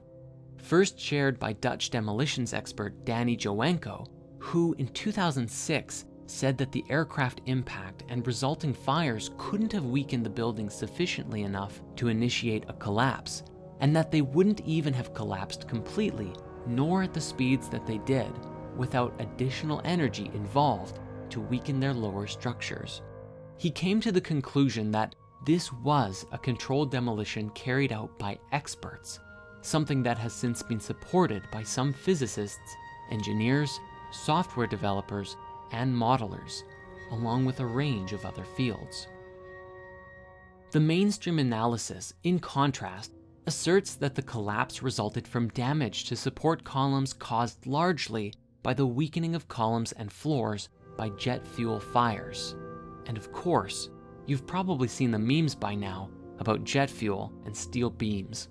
Stephen Jones, a physicist at Birmingham Young University, along with other researchers, analyzed samples of dust from the World Trade Center buildings and reported that their findings contained evidence of nanothermite in the dust, which are products used in high-level explosives. When he informed the National Institute of Technology about his findings, they argued that there was no way of knowing the dust he analyzed came from those buildings. When he asked them to conduct their own study, they refused. On top of that, eyewitnesses reported seeing and hearing explosions happening before the collapse of the towers, and the organization International Center for 9/11 Studies has published videos with indications about when such explosions could be heard. The collapse of Building 7 also wasn't even reported in the initial report, and NIST, the agency charged with investigating the event, took 7 years to publish anything that even acknowledged it. Looking into who was actually working in the building at the time, you'll find that it housed some pretty interesting residents, including a secret CIA office on the 25th floor, an outpost of the US Secret Service, the Securities and Exchange Commission, and New York City's Emergency Command Center. All of these secret offices go down the day of the attack. Last but not least, we have the Pentagon. Theorists have argued that the damage done to the Pentagon wasn't the result of a plane, but potentially a missile launched from inside the US government, citing the dimensions of the impact as evidence. After all, how does a plane 125 feet wide and 155 feet long create a hole that's only 60 feet across? It's worth noting that plane wreckage has apparently been found at the crash site, and eyewitnesses say that they saw a plane crash. Even the conspiracy theorists themselves don't agree on the missile idea. But could the witnesses have been paid actors in the know? Could the pieces of plane been planted there? The only footage available is from this security camera, and conveniently, no frames are available to see what hit. Whatever happened at the Pentagon, the question remains: how could a plane make its way not only into the airspace of one of the most secure military sites in the world, but also crash into their most predominant headquarters? Just like Building 7, theorists hypothesize that incriminating evidence of government wrongdoing was targeted in the Pentagon attack. Observing the bigger picture then, why? Why did this happen? The most common theory is that 9/11 provided the United States and the United Kingdom with a reason to enter into a war against the Middle East, most notably Iraq and Afghanistan, providing motive and support from the general public.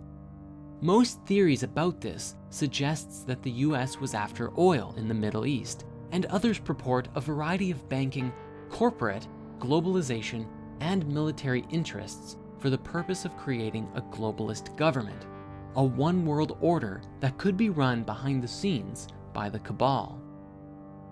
But the most interesting theory comes from Dr. Michael Salah, who states that Saddam Hussein, the leader of Iraq at the time, had actually found remnants of a Stargate built by the Anunnaki while excavating one of the ziggurats, ancient Mesopotamian temples in Iraq.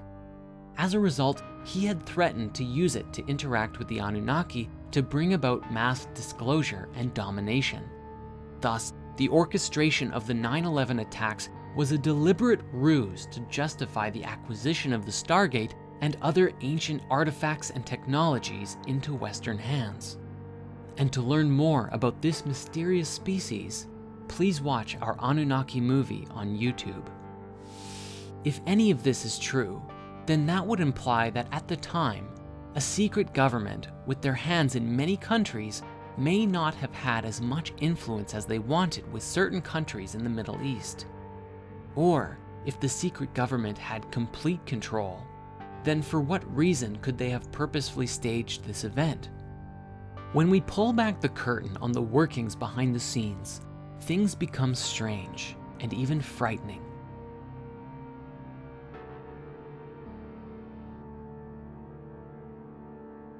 The most infamous mind control experiment in history is MKUltra, otherwise known as Project Bluebird. The most terrifying thing about it is that it isn't even a theory. MKUltra was a real documented CIA program for which the CIA has faced repercussions legally. It's well established that some of the experiments in the Ultra Project were illegal. The US government willingly experimented on its citizens without their knowledge or consent.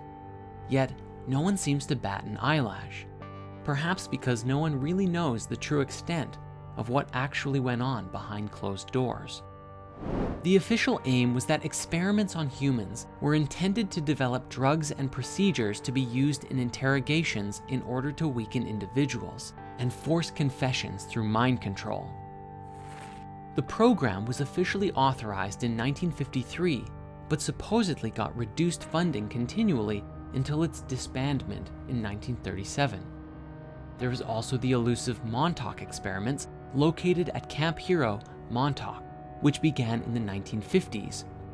Camp Hero also swirls with conspiracies and rumors of mind control, psychedelic drug experiments, child abduction, and even time travel.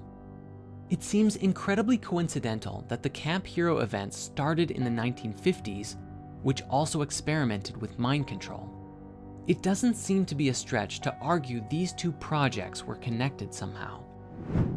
Interestingly, the events of MKUltra came to light in 1975 after an inquest by the Rockefeller Commission, yet efforts to find the background of Ultra were hindered by CIA Director Richard Helms' order that all MKUltra files be destroyed in 1973. As a result, the committee had to rely on the sworn testimony of direct participants and on the relatively small number of documents that survived Helms' order. In 1977, a Freedom of Information Act request uncovered a cache of 20,000 documents relating to MKUltra, which led to Senate hearings later that year. As recently as 2018, declassified documents included a letter to an unidentified doctor discussing work on 6 dogs that had been made to run, turn, and stop via remote control and brain implants. During the experiments, modern estimates place the funding and budget at roughly $87.5 million in today's money. A lot of the early research was focused around the psychedelic drug LSD and whether it could be used to make Soviet spies defect against their will, and whether the Soviets could do the same to the CIA's own operatives. When it first began, they didn't test on strong-minded people though. No, the first tests of the drug were done on mental patients, prisoners, drug addicts, and sex workers, because, and I quote, they couldn't fight back. According to Tim Weiner, writing in the New York Times, they once administered LSD to a mental patient in Kentucky for 174 days straight, as well as giving it to their own employees, military personnel, and, scariest of all, unknowing members of the general public in order to study their reactions. Many of the drugs were often administered without the subject's knowledge or informed consent, which was a violation of the Nuremberg Code after World War II. This is the only place where the CIA got into legal trouble. It is thought that the aim of this was to find which drugs would bring about deep confessions or wipe a subject's mind clean to be able to program them as robot agents. Later on, another part of the project worked at Menlo Park's Veterans Hospital, where they tested the effects of every kind of psychedelic on the residents there, everything ranging from LSD, psilocybin, mescaline, and cocaine, and even DMT and AMT, another lesser-known psychedelic but similar in nature to DMT. In these experiments, adverse reactions were a pretty common occurrence. One operative who received LSD in his morning coffee became psychotic and ran across Washington, seeing a monster in every car passing him. The experiments continued even after Frank Olson, an army chemist who had never taken LSD before, was secretly dosed by his CIA supervisor and 9 days later plunged to his death from the window of a 13th-story New York City hotel room after falling into a post-trip depression and paranoia. There were some people who did consent, and they were subject to even more extreme experiments, such as being dosed with LSD for 77 consecutive days. The culmination of all of this research, however, was that by 1962, the CIA had developed a series of super hallucinogens, most notably the BZ compound, which was thought to hold greater promise as a mind control weapon. It was at this point that many academics and private researchers became disillusioned with the project, Perhaps the greatest asset we can learn from this revelation coming to light is not only the extreme methods employed by those within the deep state, but also the acknowledgement that just as much as psychedelics can be used for healing and therapy, there is ample evidence now that they can be used to invoke darkness and lasting psychotic states, and it entirely depends on how they're used, messing with the neurochemistry instead of harmonizing it with a higher consciousness. While all of this was happening, they also experimented with hypnosis, with goals of creating hypnotically induced anxieties, as well as increasing an individual's ability to learn complex material and increasing memory and cognitive ability. To do this, the CIA actually ended up setting up what were essentially concentration camps for study. And once again, we see the value and terrors that come with hypnosis. All the while in the mainstream world, it is laughed at as nothing more than superstition. As Stephen Kinzer pointed out, in areas under American control in the early 1950s, in Europe and East Asia, mostly Japan, Germany, and the Philippines, the CIA created secret detention centers so that the US could avoid criminal prosecution and work in secret. The CIA captured people suspected of being enemy agents and other people it deemed expendable to undertake various types of torture and human experimentation. The prisoners were interrogated while being administered psychoactive drugs, electroshocked, and subjected to extremes of temperature, sensory isolation, and a whole host of other terrible things in order to develop a better understanding of how to destroy and to control human minds. These experiments likely developed tremendous understanding of how the brain responds to a variety of extremes and how it interacts with and filters consciousness. But at what cost and for what ultimate purpose? Could these experiments lead to an influential decision in manipulating the mainstream narrative, perhaps behind 9/11 or even the COVID pandemic? After 1973, when all of this began to come out into the public, it prompted a number of subjects or their surviving children to file lawsuits against the federal government for conducting experiments without consent. Although the government aggressively and sometimes successfully sought to avoid legal liability, several people did receive compensation through court orders, and this whole battle is still going on today. In fact, while the CIA insists that MKUltra type experiments have been abandoned, Canadian investigative journalist Elizabeth Nixon, whose mother was a subject, claims that they continue today under a different name. Returning to the beginning, MKUltra initially came to the public awareness due to an inquest from the Rockefeller Commission. Generally today, when you look into the question of the Illuminati, who are often presumed to be the secret government, the Rockefeller family often appears at the top of the list in association or connection. However, it seems that in this case, the Rockefellers brought something nefarious to light. The question is why? Why would they rat out their own operation if they truly were behind it? Was this all orchestrated as part of a singular greater intention? Or are the Rockefellers playing a different game than has been assumed for so long? If the conspiracy theories are to be believed, then it would seem as though this secret government is extremely powerful, pulling strings and influencing global events on nearly every side, as if pushing and pulling everything we perceive. In the Flower of Life books, Melchizedek explains that long ago, in ancient Egypt, the ascended master named Thoth, upon requiring something to happen for the salvation of our species, would appear to a particular leader, a pharaoh at the time, and demonstrate who he was through a miraculous feat, such as glowing or levitating, and then instructing them to take a specific action. While it's very easy to fall into the fear that all things are controlled by a nefarious mind, the holographic demiurge, could it be that ascended masters such as Jesus, Thoth, or even the Anunnaki also have been subtly influencing our species in secretive and mysterious ways?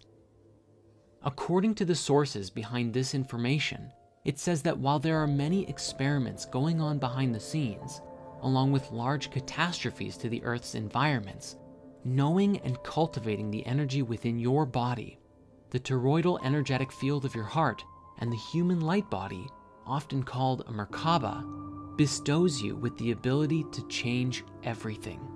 You can heal yourself and the world around you, alleviate suffering, and bring peace and harmony to the world.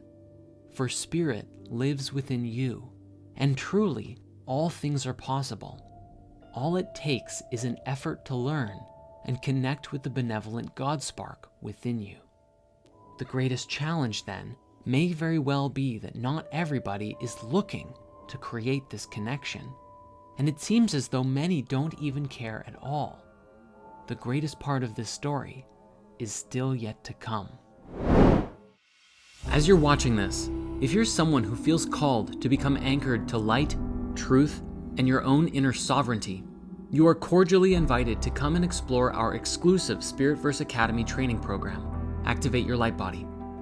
This transformational program is designed to guide you through the activation and expansion of your higher consciousness, helping you unlock your full spiritual potential. Through a powerful blend of ancient wisdom, energy practices, and modern metaphysical insights, you'll learn how to activate your light body and live within it regularly in order to maintain strength, discipline, and higher consciousness every day in a world that is steeped in illusion. This isn't just another spiritual course. It's a sacred initiation into deep levels of self-mastery, alignment, and energetic empowerment. Whether you're just beginning or already on the spiritual journey, this training will provide you with the tools, activations, and practices to elevate your consciousness and fully embody your light body. Are you ready to activate your highest potential? Click the link below to join the Spiritverse Academy and start your light body activation today.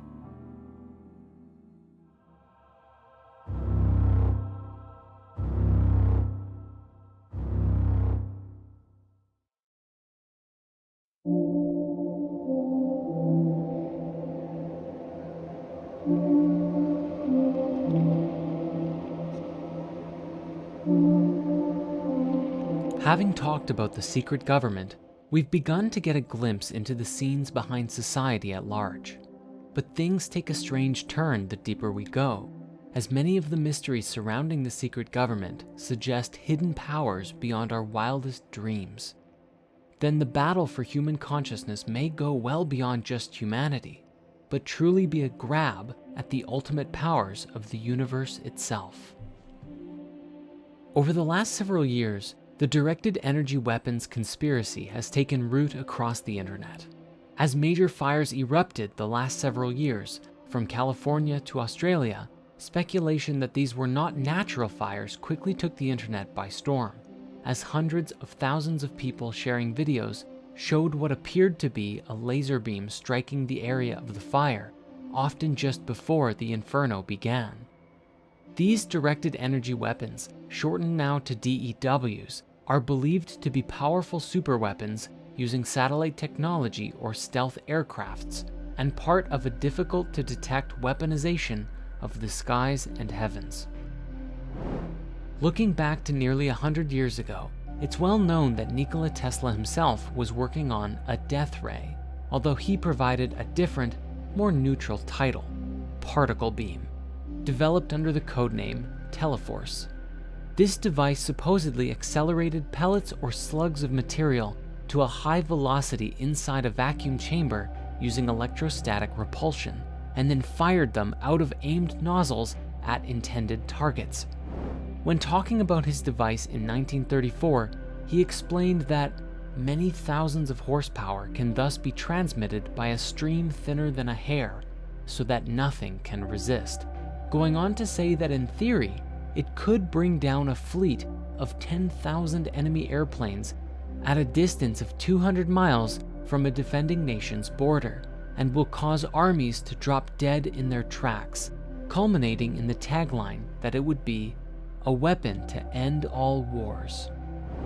We know that after Tesla died, John Trump found when he was brought in by the Office of Alien Custody a part of Tesla's death ray, a 45-year-old multi-decade resistance box, which is an instrument that can replicate different electrical values in a circuit. Is it possible that Tesla's particle beam laid the groundwork for the so-called DEWs being used today? And if so, what reason would there be for using it to start the California and possibly Australia fires? The first time DEWs were brought to the public attention was in 2017, when Napa, California suffered the biggest wildfire in its history, and countless YouTube investigations took place into videos and photos of fires skipping houses and trees, seemingly burning straight lines through the community.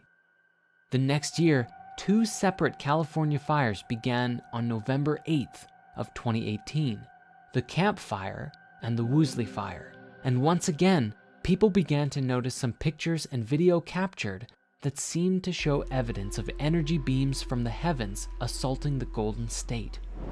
Things become even weirder when we take into account the video of a burning tree from the inside, begging the question, how would this even happen? Some might suggest that it was hit by lightning, but rather unlikely in the midst of a wildfire, especially seeing that around the tree, there doesn't look like there's much fire nearby. There's also definitely no rain. The wildfires were indeed very strange.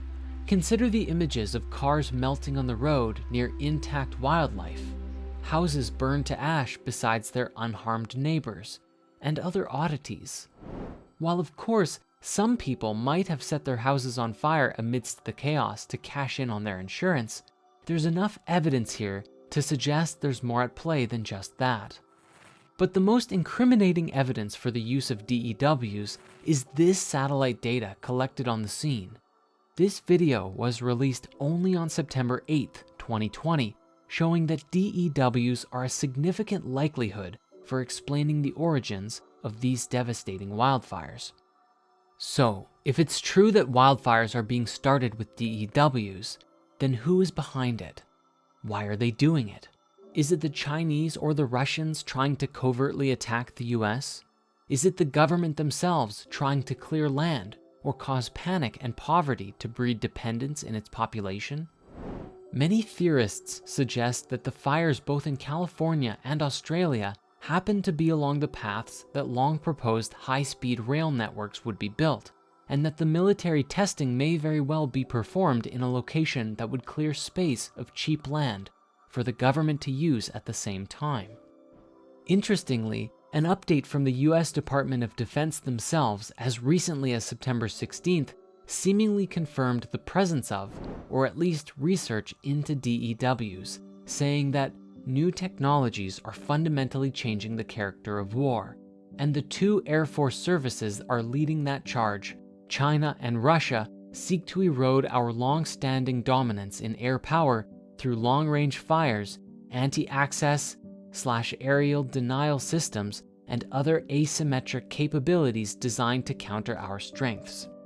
They went on to say that both China and Russia have placed weapons on satellites and are known to be developing directed energy weapons to exploit US systems. While the US government hasn't confirmed or denied if they have their own, if Russia and China has them, then it would only make sense that the US wouldn't be far behind, or even secretly be ahead. As we learned from Wernher von Braun, whoever controls and militarizes space ultimately controls the world. Perhaps space is already militarized, far more than any of us realize. DEWs are only half the story, however, for just as it's believed the powers that be have immense firepower in the form of super lasers, it's also suggested that they have even discovered how to manipulate and control other aspects of nature, being able to create rain and snow and storm anywhere and anytime, or even create earthquakes, which brings us to the next aspect of this theory, centered around the weather research program HAARP. Since the mid-2000s, the HAARP program has become pretty infamous for its connections with everything from chemtrails to hurricanes, and even as recently as 2010, the Venezuelan leader Hugo Chavez claimed that HAARP or a program like it triggered the Haiti earthquake. To be fair, he didn't cite a source, and the official story is that it was caused by the slippage of a previously unmapped fault along the border of the Caribbean and North American tectonic plates. At any rate, HAARP stands for High Frequency Active Auroral Research Program, and was essentially put forward as a weather research initiative. It was designed to analyze the ionosphere, a portion of the upper atmosphere that stretches from about 53 miles above the surface of the Earth to 370 miles up. The program had been funded by the Air Force, the Navy, the University of Alaska, and DARPA. In May of 2014, the Air Force announced that the HAARP program would be shut down later that year.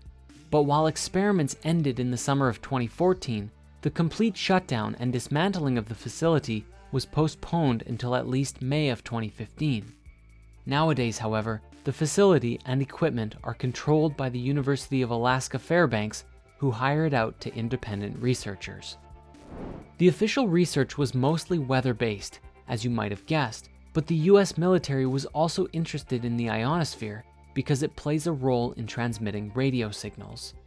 HAARP sends radio beams into the ionosphere to study the responses from it, one of the few ways to accurately measure this inaccessible part of the atmosphere. The end goal of the program, however, was to understand the physics of the ionosphere, which is constantly responding to influences from the sun. Solar flares can send solar particles racing toward Earth, occasionally disrupting communications and the electrical grid. If scientists could better understand what happens in the ionosphere, they might be able to mitigate some of these problems.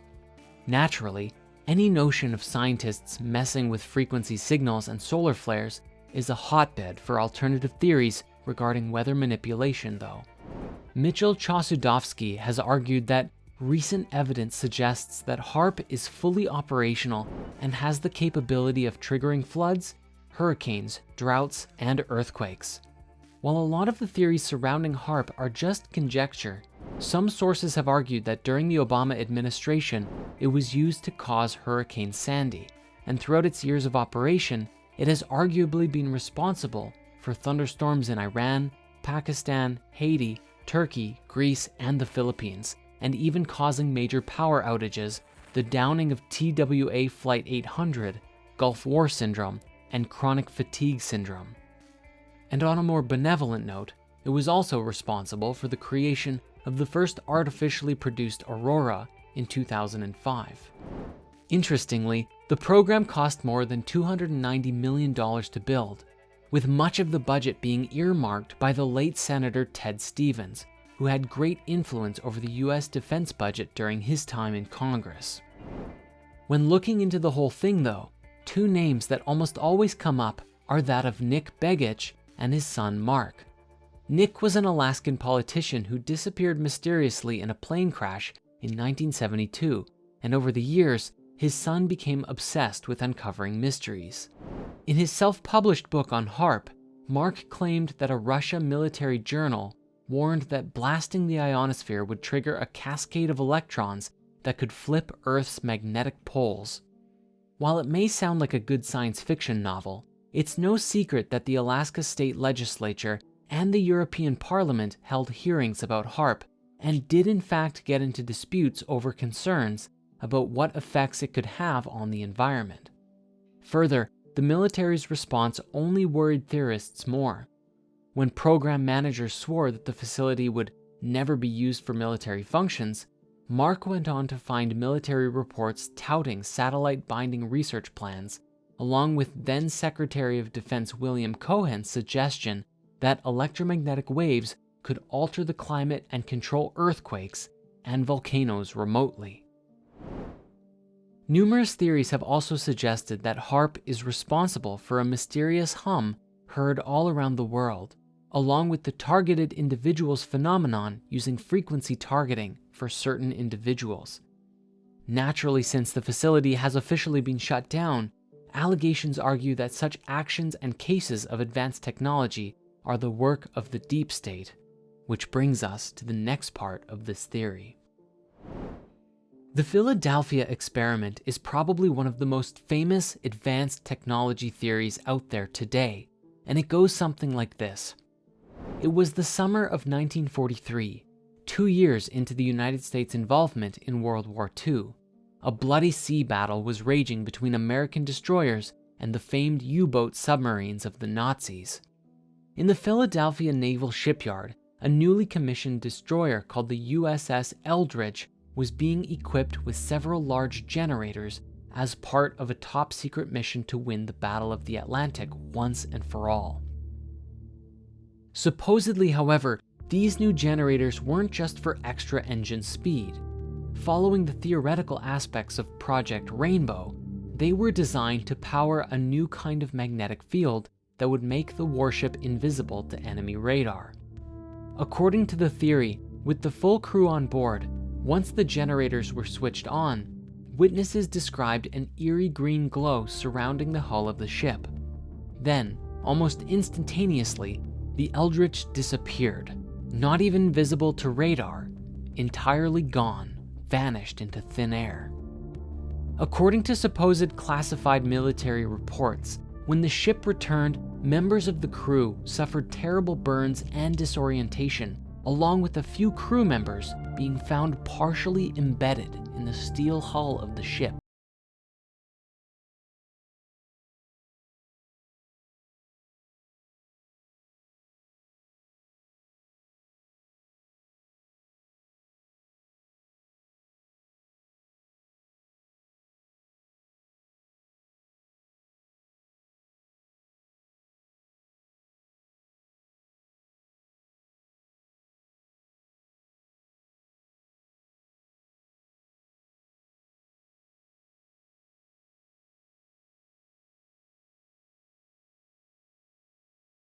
Ship.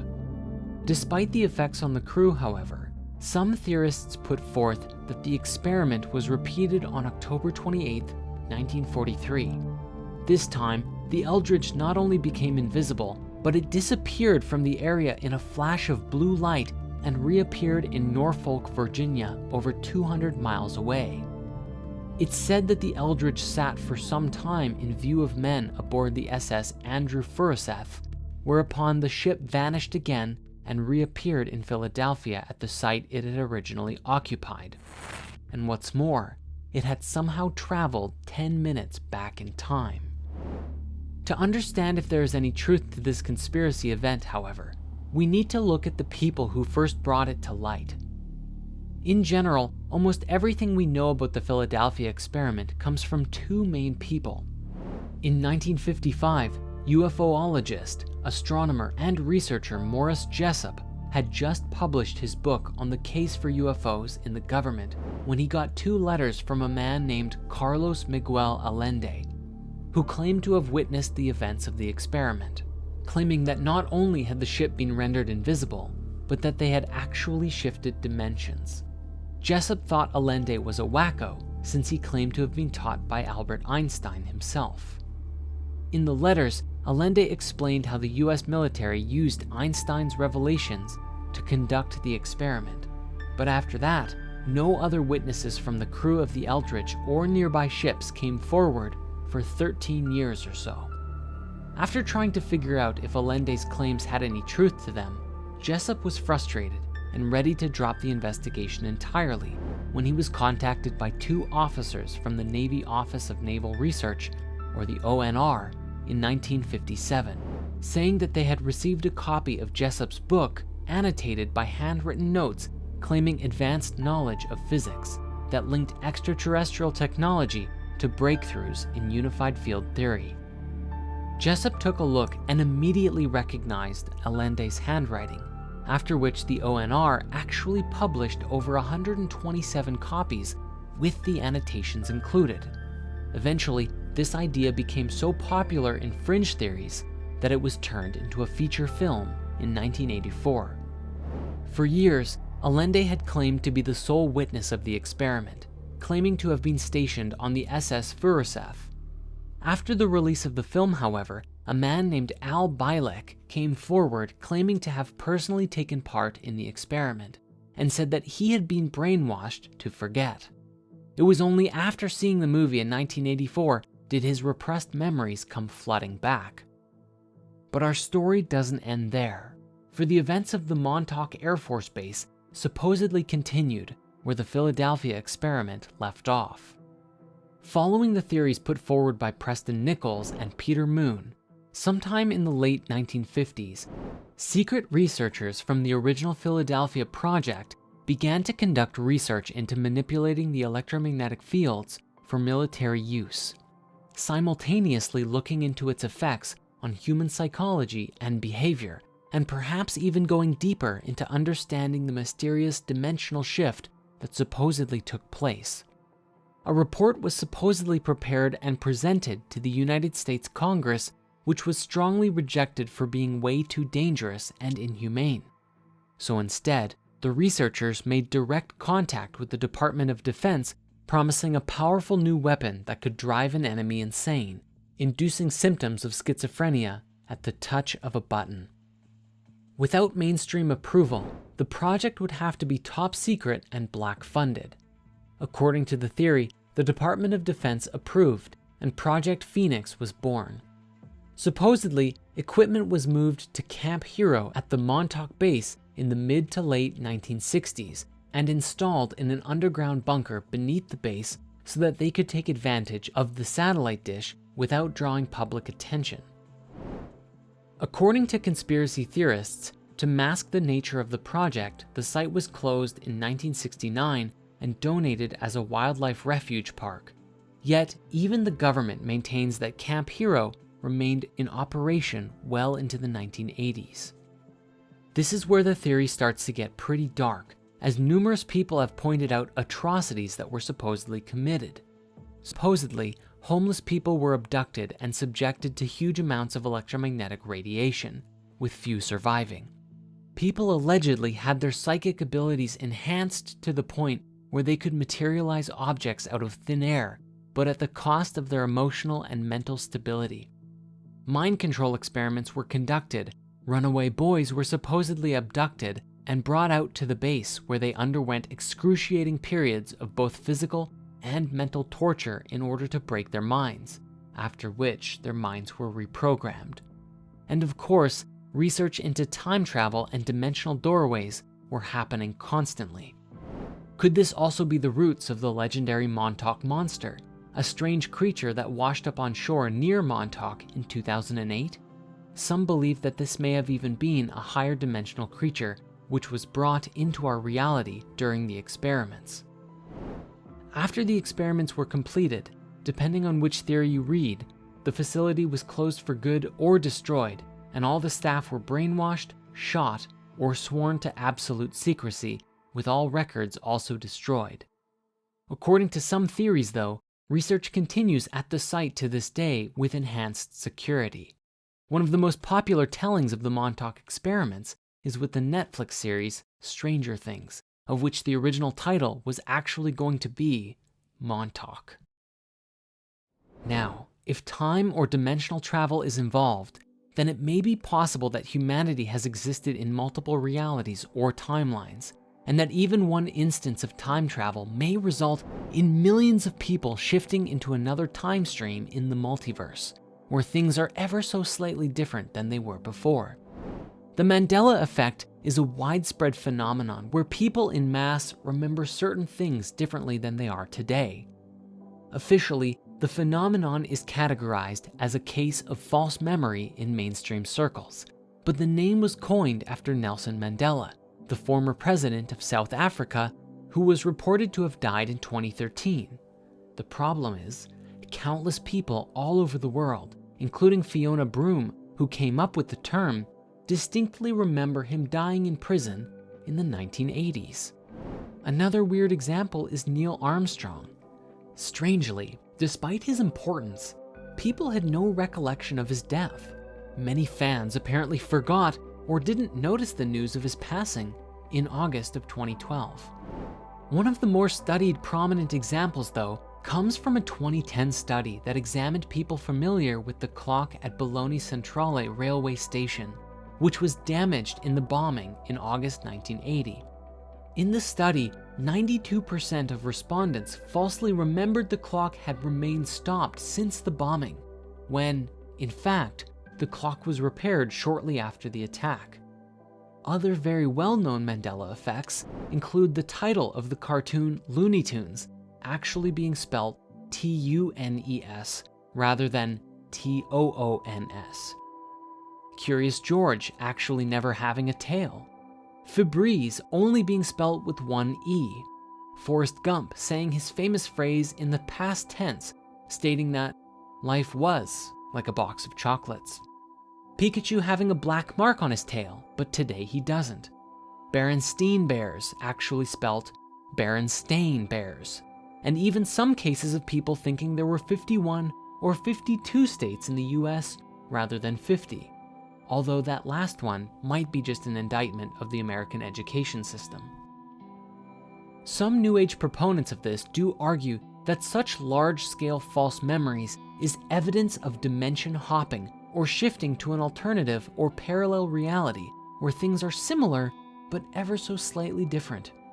The question is, if this is true, who is causing us to switch realities?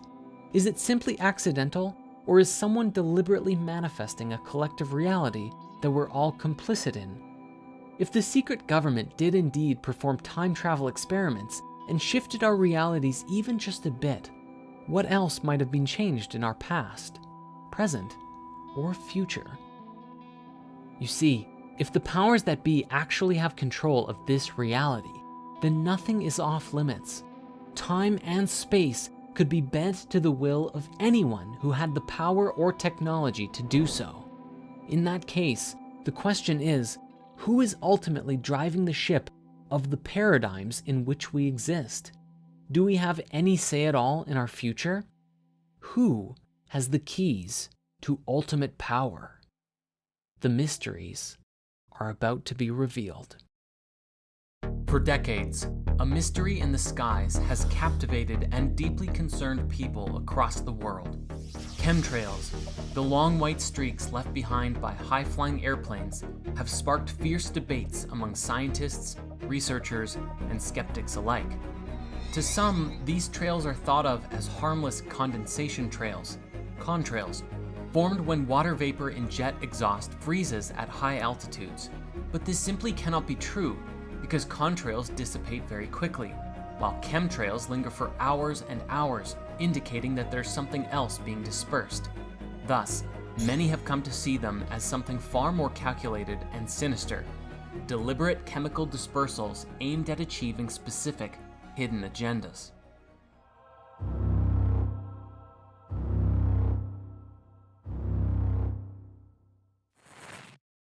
The modern chemtrail theory began to take shape in the late 1990s and early 2000s, when observers noticed the unusual persistence in these trails, forming hazy patterns, sometimes seeming like a deliberate crisscross in the sky. Many began to question whether something unusual was occurring in the upper atmosphere. The release of a 1996 US Air Force report titled "Weather as a Force Multiplier: Owning the Weather in 2025" added fuel to the fire. The document speculated on future military uses of weather modification technology, including its potential to enhance or disrupt military operations.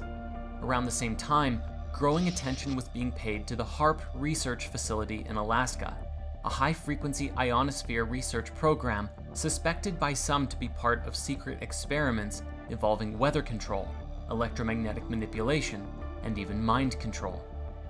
By 1999, the late-night radio host Art Bell began discussing chemtrail theories on his widely popular show, introducing the concept to an even larger audience. That same year, Clifford Carnicom, a scientist and one of the earliest investigators, conducted a series of atmospheric tests. Carnicom's experiments revealed high levels of unusual particles in the air, including metallic particles, strange fibers, and crystalline substances. His findings suggested that something unnatural was being introduced into the atmosphere.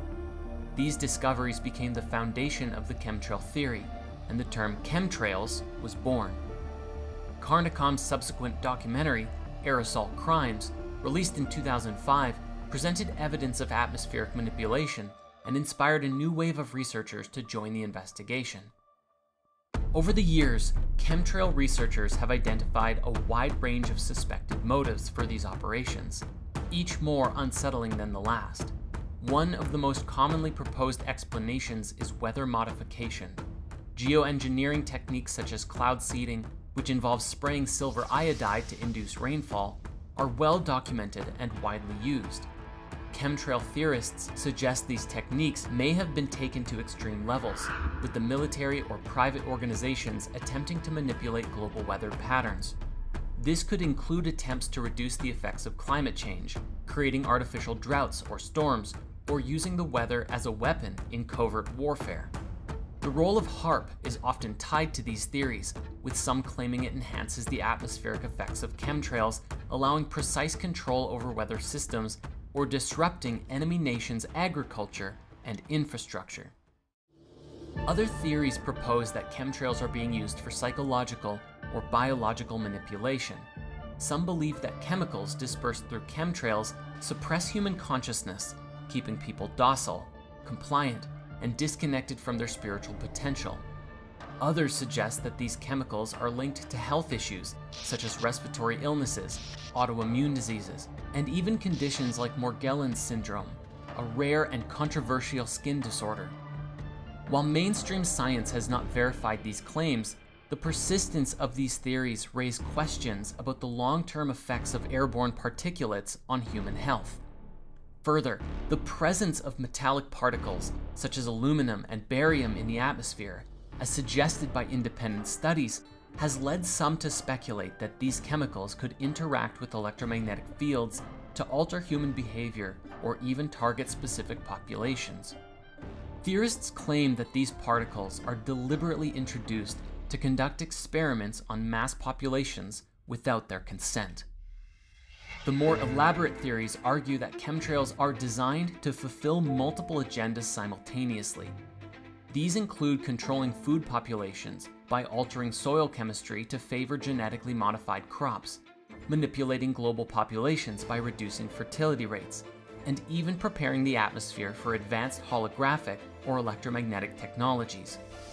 Photographs of unmarked military jets leaving these trails have further fueled suspicions, with many asking why the chemicals being released cannot be analyzed more widely. Despite widespread discussion, mainstream scientific and governmental organizations have consistently denied the existence of chemtrails. In response to the public growing concern, the Environmental Protection Agency, the NSA, the Federal Aviation Administration, and the NOAA issued a joint fact sheet explaining contrails as a natural byproduct of jet engine exhaust in cold, humid air. It seemed to most paying attention, however, that the swift and coordinated denial was seen not as clarification, but as evidence of a cover-up. This tension has only deepened in the internet age, where searches for chemtrails yield millions of results, the majority of which are articles attempting to debunk the theory. Critics argue that this is evidence of collusion between tech companies and governments to suppress the truth, though tech companies claim they are simply combating misinformation. But the story doesn't end here. In fact, it seems to connect to an even larger and more ominous theory, Project Bluebeam. First proposed by Canadian journalist Sergei Monast in the 1990s, Project Bluebeam describes a covert plan to use advanced technologies to stage a global crisis, one designed to bring about a new world order.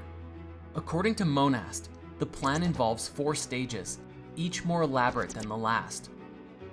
The first stage involves undermining existing religious beliefs by fabricating archaeological discoveries that challenge traditional doctrines.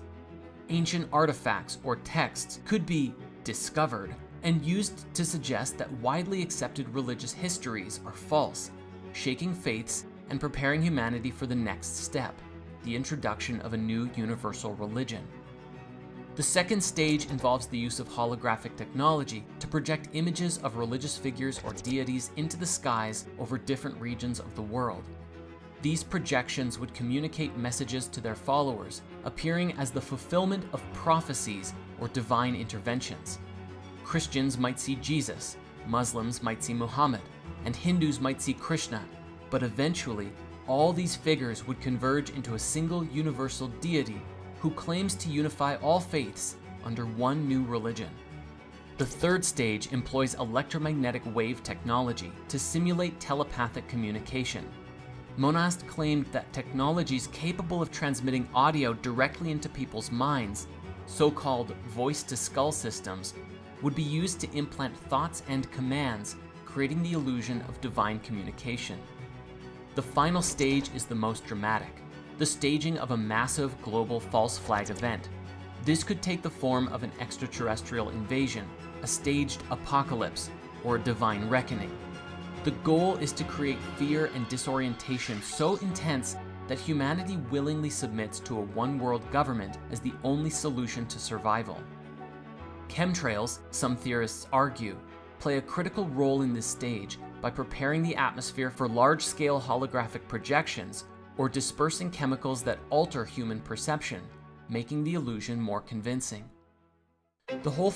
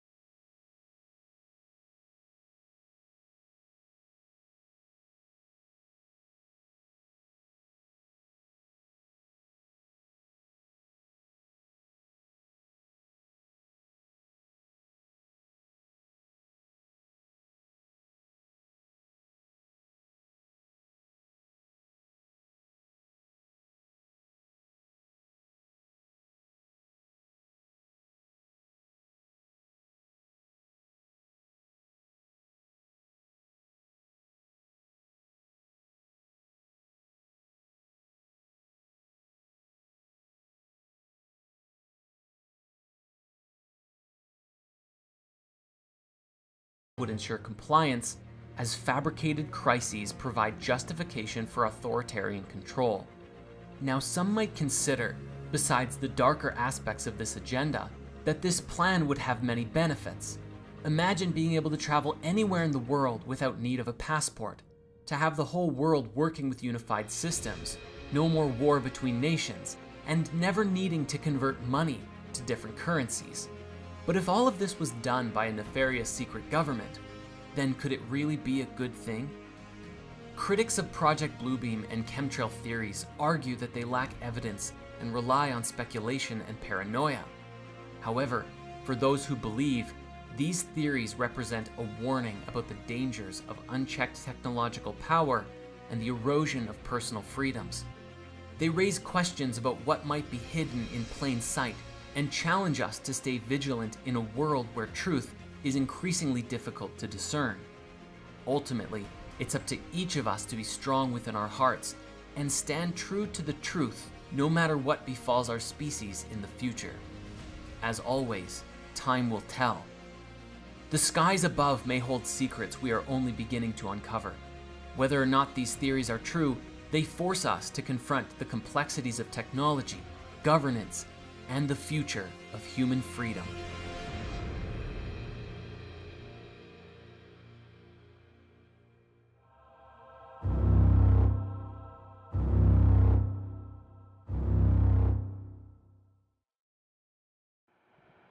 At last, we come to the final chapter in our conspiracy theory of everything.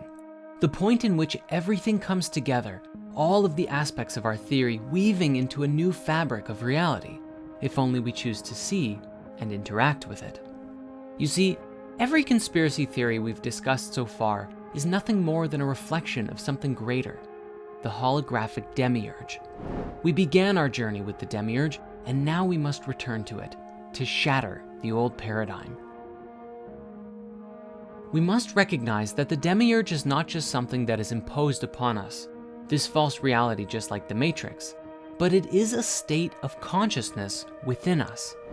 The ancients who spoke of the demiurge did not rail against it physically, for they understood that the powers that be were not the source of the demiurge. They knew that rebelling against the Roman Empire would have no effect at all, just as today, rebelling against world governments or the massive corporations will do us no good but stir up karmic trouble for ourselves. No, the true mystic ancients turned their attention inwards to the mysteries within them and strove for the inner revelation of truth, knowledge, and wisdom within them. They followed the wisdom teachings set down before them, from the writings attributed to Thoth to the ministries of Jesus, in order to shatter the illusion of separation. In truth, the demiurge is within us, a form of duality consciousness, a place of disconnection from ourselves and nature, inflicting upon us the belief that we are separate from one another and subject to all manner of suffering from the world around us. Certainly, this reality feels real, just as real as it was to Thomas Anderson before he met Morpheus. And it is this way for a reason, for there are lessons of duality, lessons of physicality, lessons of love, truth, and authenticity, which we must learn while we are here. This includes stepping outside of the limiting bubble of our own lives and seeing something greater. As we do so, we step into becoming active creators of our own destiny and become shapers of the world as we know it. Yet, humanity today, as we have been for thousands of years, exist within pockets of consciousness, pockets of belief and self-identity. Where 1,000 years ago, we were segmented more physically and culturally, today there is a deeper segmentation mentally and emotionally as we isolate into bubbles of perception based on our search history and the algorithms that decide for us what we see, and propel us each down our own paths of least resistance, rather than toward each other and unity. You might call such things paradigms of belief or existence, paradigms in which people live either in minorities or majorities, where individual and communal belief systems shape the actions that people take, leading to natural outcomes as a result of those beliefs. For example, Christians who identify with Jesus returning soon will live by this belief, and this belief will dictate their actions. But those who believe the earth is flat would behave and communicate differently than if they believed the world was round, often each vehemently attacking the opposing spectrum. Yet, do such things matter when most of us spend our days entrenched in suffering, often taking it out on one another in silent, subconscious ways? If the end goal is unity, free of this duality consciousness, how do we get there? Especially when conspiracy theories of the Great Reset and the implementation of a one-world government are so pervading. Is it truly possible to bring everyone together with truth, love, and authenticity? Or is at least part of humanity doomed to mental enslavement forever? As we've explored so far in great detail, it seems as though mental and emotional manipulation is a factor that we must watch out for. But there are a great many people who are asleep to this idea at all. They struggle through the day-to-day, but due to their own connections in life, fail to look for anything more. When doctors tell them that medication is the best and only way to treat their symptoms, they take it without asking any questions, and that's the end of the story. When the media tells them to be afraid of the pandemic, they comply, and fear reigns supreme. With this existing paradigm and so many entrenched in it, do we have any hope of truly liberating ourselves in mass? More to the point, are we truly ready for such a change? In 2020, humanity collectively learned a lesson about the nature of quarantine, separating and isolating ourselves from each other for long periods of time. However, the lessons of quarantine go deeper than our physical lives, for we also saw and learned about the layers of quarantine within ourselves, between our egos and our souls, and explored just how much ability we give ourselves to ask questions and go deeper, or just accept things at a surface level. This is the reason we're discussing paradigms, because there are many paradigms out there, people asking questions and people who aren't, people who are listening to more than one source of information, learning and growing and others who just like to talk but ultimately take no action in their lives. We may liken it to the biblical parable of the sower and the seed, which says that there are those who hear the divine word of God and those who don't. And even in those who hear it, it sounds good at first, but unless the wisdom is nurtured, the seed dies and they quickly go back to their suffering and their life without spirit. So we can see then, these paradigms go beyond belief systems. They enter into and emerge from the realm of action. The invisible world and the visible world are deeply intertwined. Earlier on, we explored what might happen if humanity inherited advanced, nearly alien technology, and what would happen if we suddenly had limitless power and the freedom to travel the universe. While of course, it's easy to rebel against, say, NASA, who may or may not be withholding the truth at their highest level, it makes no difference if we're not able to look at our own behavior too, and see if we have earned such a gift. Historically, human history is filled with colonization, subjugation, domination, and the enslavement of others, human, animal, and all of nature. There is no question that today, undue prejudice like racism and sexism exists even within the structures of society, and one that often goes undiscussed but is just as significant is speciesism. You may be fascinated to watch the Speciesism documentary made by a young man who attempted to prove that animal farming wasn't really all that bad, but ended up discovering that while we all believe the Holocaust ended over 70 years ago, the truth is, there is still a Holocaust going on today, and it's found in the concentration camps that we keep animals in. Chickens, cows, pigs, even fish, all of them are subjugated against their will, dominated, terrorized, and killed in mass in order to feed our growing, consumption-focused population. There was a tipping point. When you come out on the other side intellectually, it's crippling.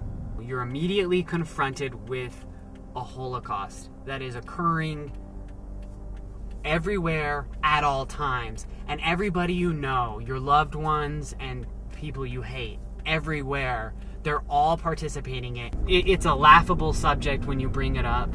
You know, when your friends and family, when they think it's cute that you've decided, you know, that you've taken you've decided to take an interest in the animal issue. And how in the world do you not see your life that you've lived up until that point when you've woken up and as inexcusable?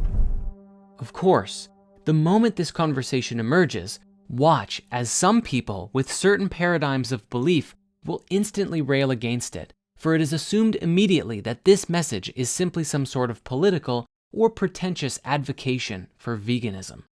And while for this reason many turn to veganism, ask any Native American only a few hundred years ago who rode across the plains in groups hunting buffalo, and you will find that there are natural ways of hunting that encourage freedom for ourselves and complete respect for nature.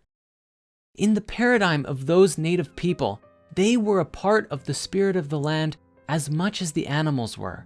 They shared space with nature, and as such, their paradigm of belief guided their actions into ways of being that were natural, sacred, and pure. Even with the technology of their time, they understood better their impact on the world around them with more clarity than many can in this later era today. At the time of this video's creation, modern animal farming is responsible for a tremendous body of disease and suffering, and the beliefs at the heart of the industry are that humans have the right to subjugate other species because we're bigger, smarter, and more capable. These beliefs are so deeply rooted in the collective unconscious that to shift these ideas in mass, it may take something big to uproot the paradigm. Even if we take a more biblical approach and observe that in Genesis, God gave humans dominion over the earth and its inhabitants, are we not still responsible to govern this world with grace, respect, and honor? We are the earth's keepers, not captors. But times have changed, and the technology of but a few hundred years ago has been quickly replaced by far superior tech. And what would happen if tomorrow we suddenly gained access to the power that we discussed? Limitless energy, free to travel the universe as we desired. With the existing paradigm of collective consciousness, it may turn out the exact same way as any Iron Man movie or Avengers or superhero film. What happens when the villain gets the arc reactor or the Infinity Stones? It's nearly the same thing that misguided humans have done to each other and animals for millennia. They take what they want and care not of the consequences. And what would stop humanity from doing the same today? If our deep-rooted speciesism is not addressed, then what happens when humanity encounters an alien species we've never before seen? Unless they are supremely advanced and can destroy us with the flick of a wrist, but choose not to, which would be very humbling, what's to stop us from imposing our will upon them? In some ways, this question is a real representation of our world today. The pace at which technology has advanced and changed our lives may have outpaced our ability to evolve the wisdom appropriate for such power. Teenage girls' mental health is at an all-time low thanks to the glamification and addictive aspects of social media. Any resource-hungry company who can manage it monitors and invades our privacy. We have gained the ability to heat the earth, demolish rainforests, and shape the land perhaps more quickly than we can learn what the consequences of such power may be. Materially, we may be advanced, but spiritually, we have a lot of catching up to do. Speaking to this emerging paradigm, in some schools of geology, archaeology, and natural sciences, a new epoch of geological time has been proposed. As you may have seen in the Sumerian epic, the Pleistocene was followed by the Holocene, beginning around 11,650 years ago before today, which is the current period we are in now. However, increasing numbers of voices have argued that humanity's impact on the environment and our ability to alter the ecosystem of our world calls for us to be in a new epoch.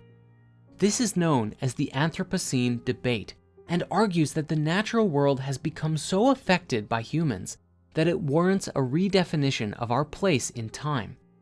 As of July of 2020, the International Union of Geological Sciences hasn't officially approved the term, but various start dates has been proposed for when this new paradigm of existence began, ranging from the beginning of the agricultural revolution all the way to 1945, when the fallout from the first atomic bomb altered the environment on a massive scale. Even Dr. Stephen Greer describes that many of the extraterrestrial species aren't concerned with violence at all, but rather are genuinely concerned with our attachment to violence as a species. It's not hard to envision this future where humanity has spread itself throughout the galaxy, just like in Star Wars, subjugating and controlling populations, trade, resources, and whole worlds, all in the pursuit of profit, where Emperor Palpatine represents the darkest, vile, and most greedy parts of that which is within us, and where Luke and the Jedi then are a reflection of our hopes, purity, and dreams in our hearts. But is this a reality that we want to create? One where we spread throughout the galaxy, subjugating those who are less further along on their evolutionary path? Perhaps the ultimate conspiracy then, for this great conspiracy theory of everything, is this question: could it be possible that all of this subjugation that we have today, the theories of human mental and emotional enslavement, while awful and terrible, is a necessary evil in order to collectively teach humanity of who we truly are and prevent us from leaving this world until we can do so responsibly? It's a strange thought, flipping the conspiracies on their head, where the Illuminati, whoever they are, could at the highest level, higher still than the elite with their pedophile rings, which are still a part of the Matrix of course, be simply watching people experiencing their own darkness, making sure that we do not gain access to wield power we are not ready for? After all, the word Illuminati essentially means enlightened ones. But then again, even this is just another paradigm of belief, and in this game of life, you choose your own paradigm. We're not suggesting this is true either way, But it is something to be mindful of, as there are a great many paradoxes in existence, and we must be free to explore all of them where they lead us. And here at last we come to the heart of our conspiracy theory of everything. And this states that alongside technological progress to give us our material wealth, we must develop spiritual technology within our own bodies, which will aid us in navigating our ever-changing physical world. Only then may we truly ever advance to the next stage.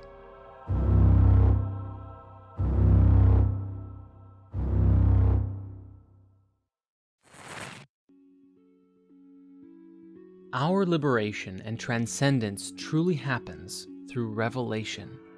The word itself actually stems from the meaning disclosure of information to man by a divine or supernatural agency, as well as unveiling or uncovering of sorts. As we've seen so far, humanity is undergoing an exponential increase in veils being lifted, and we are seeing life being stirred up and changed like never before. One analogy we might use here is as if humanity has been in the dark for so long, isolated by socioeconomic and cultural divides. And yet with modern technology, it would seem as though the lights are collectively turning on. But now, there is so much light, all at once, that it is blinding. And despite our access to so much information today, we are still just as blind as we ever were. That is, while we allow time for our eyes to adjust. Yet the root of revelation doesn't just speak to veils lifted, but our own revelation from divine origin. Belief systems and ideologies are challenged in mass as new information comes out that asks us to reassess our paradigms of identity. As this happens, those who are willing to explore new ideas grow, and those who rail against anything new only burrow deeper into their own existing paradigm. Even in the new world we are creating, there are bound to be different paradigms that people live within. We must remember that some people are filled with hate, negativity, and suffering, all of which are descending from their own pain, which inhibits their higher consciousness and keeps them rooted in a lower vibration. This does not mean that they are bad people, for the only true remedy is compassion. No matter how far disconnected from their soul someone may be, they can always come back to the light.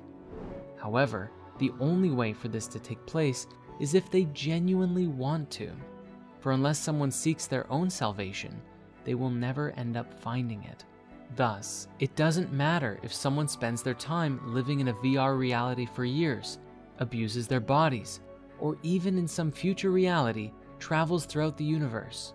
All paths through life can be taken, but only one path leads to the liberation of the soul. This is the path within. May this be a lesson for all of us too, for if we are afraid of the darkness within us and others, and we attempt to quell it by attacking it with anger and hate, then we lessen our own vibration and reduce ourselves to the same state of consciousness as that which we are fighting against. Evil begets evil, and in the words of a wise Jedi Master, fear leads to anger, anger leads to hate, and hate leads to suffering. Hence, the true solution to the salvation of humanity, or the reconnection of our souls as we discussed so long ago, is through genuine and authentic compassion. By elevating our own consciousness to such a degree that our light radiates to those around us, and we become instruments of sacred transformative change by the goodness that we embody.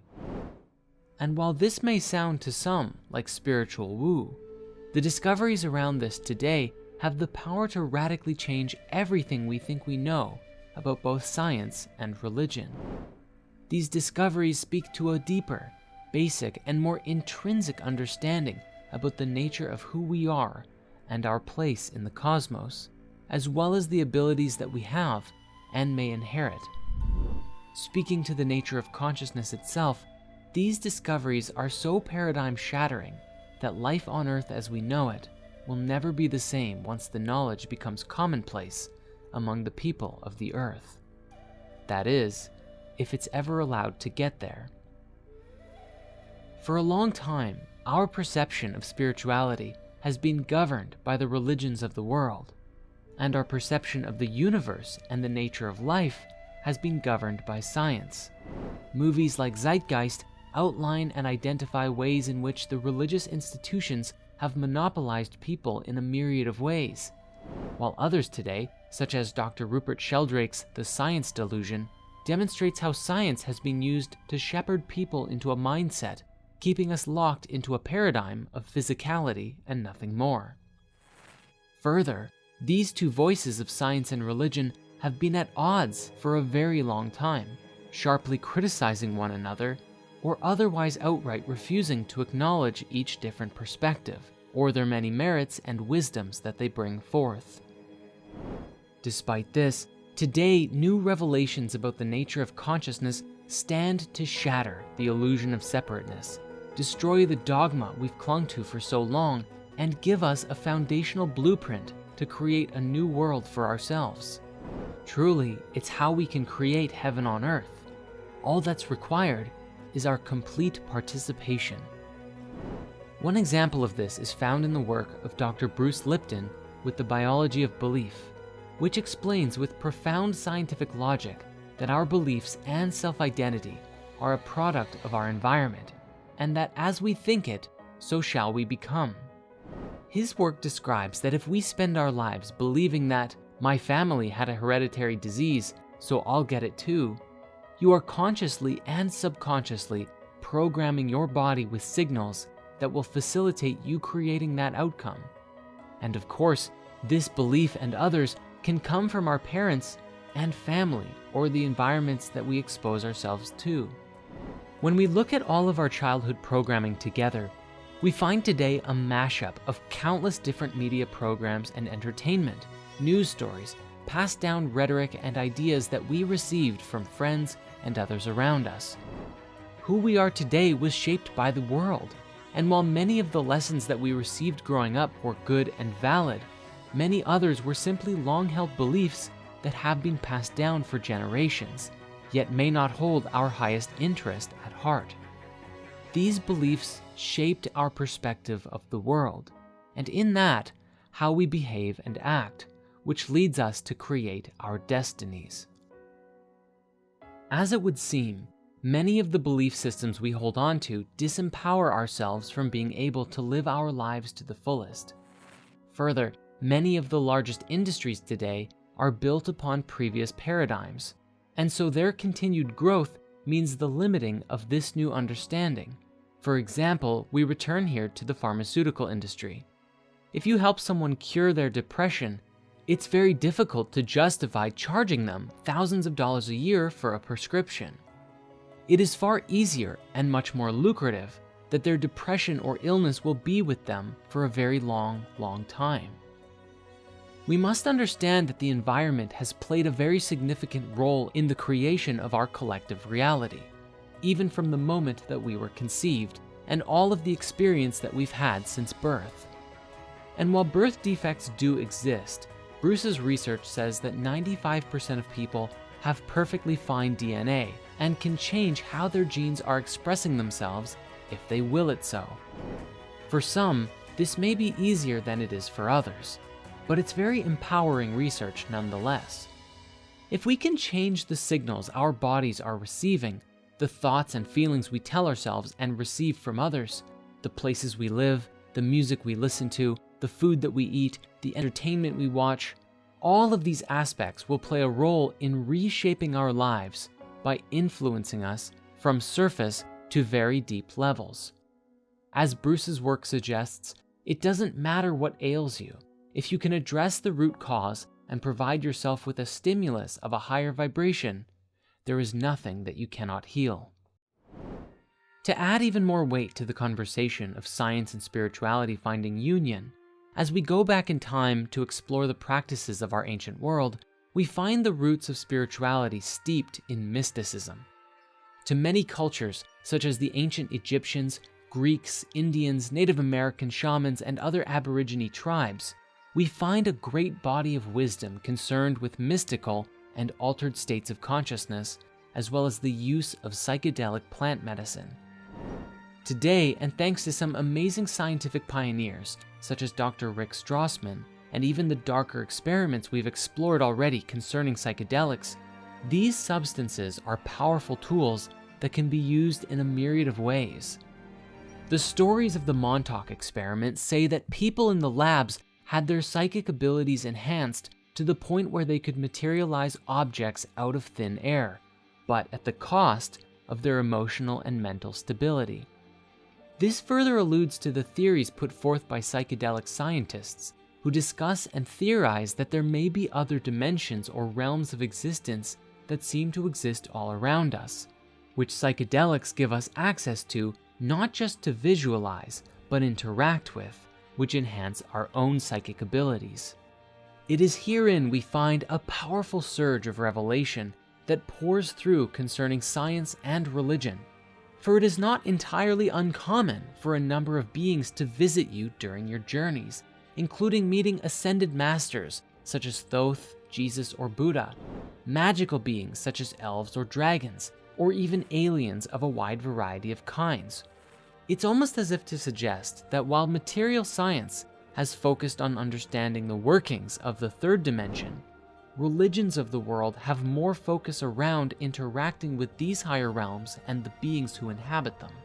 Psychedelics, then, while not the only method of communication and interaction with higher dimensions, do seem to be a potent tool for bridging our consciousness with higher worlds and connecting the gap between the material and the immaterial.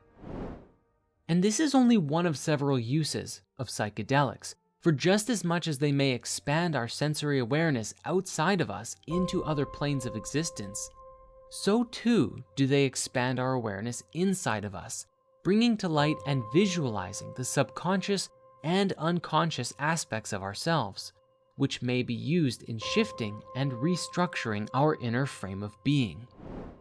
As the Institute of Noetic Sciences is proving today, along with what was put forth by Dr. Bruce Lipton, our consciousness and intention steers our reality, steers our focus and therefore our actions.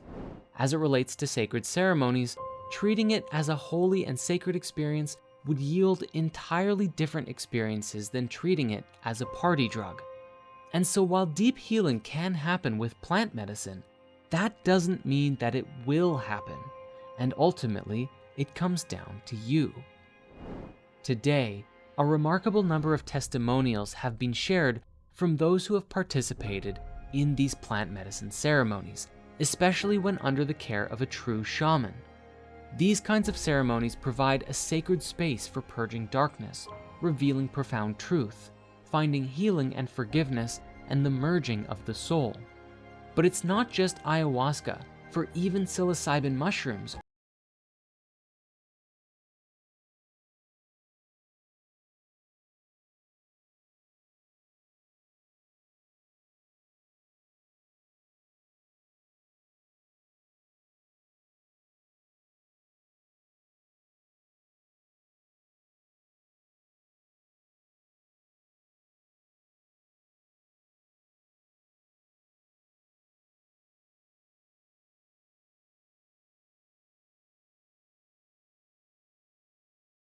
psychedelic states facilitates and use them for malicious or self-centered purposes. This can happen when the intention of the space or the shamans are not fully in alignment with the soul, nor in authenticity or integrity. For this reason, we personally at Spirit Science will only recommend healing centers that we have been to and verified their quality, and we highly recommend watching our YouTube movie, Are Miracles Real? The Secret Mysteries of Ayahuasca, if you haven't seen it already. Set, setting, and substance are all important when it comes to plant medicine healing, and often just doing something local in a city with untrained shamans or just going with the cheapest option available can do more damage than good.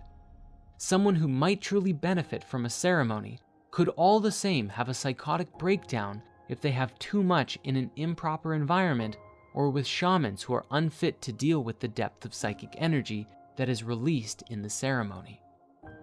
And to that end, this very well may be one of the aspects of psychedelics that we as a species will have to grapple with. For their return to our lives in a meaningful way, just as the ancient mystics practiced so long ago, comes with the revelation of a deeper psychic connection with one another. This notion alone may bring with it a great deal of chaos as we come to recognize that our thoughts and feelings are not isolated within us, but extend beyond us in a field and connect with others in an intimate way. This awareness will ultimately bring us together, but the fear of it will also drive many to violently oppose it and deny its existence. One arcane piece of wisdom that may further add weight to this notion is that change is a universal constant. Yet our society and collective egos are often built upon a long-lasting sense of permanence. We often avoid change if we can, and this leads to holding on to things for longer than we ought to, which of course creates more suffering in the process. For those who embrace these mystical states, who explore the nature of higher realms, whether through plant medicine, meditation, lucid dreaming, or through other spiritual practices, a new paradigm begins to emerge, and in this world, true transcendence becomes possible.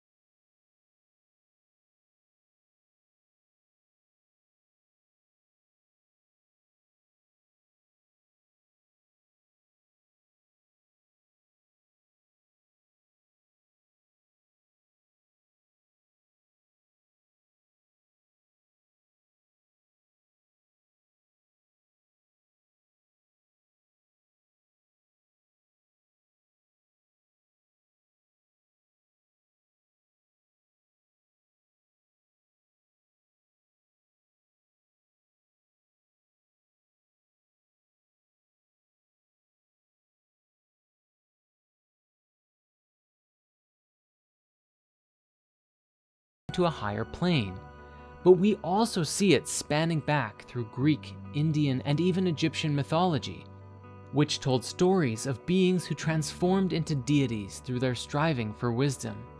The tales of the Greek Hermes Trismegistus are especially prominent here, as well as what is written in the Emerald Tablets of Thoth.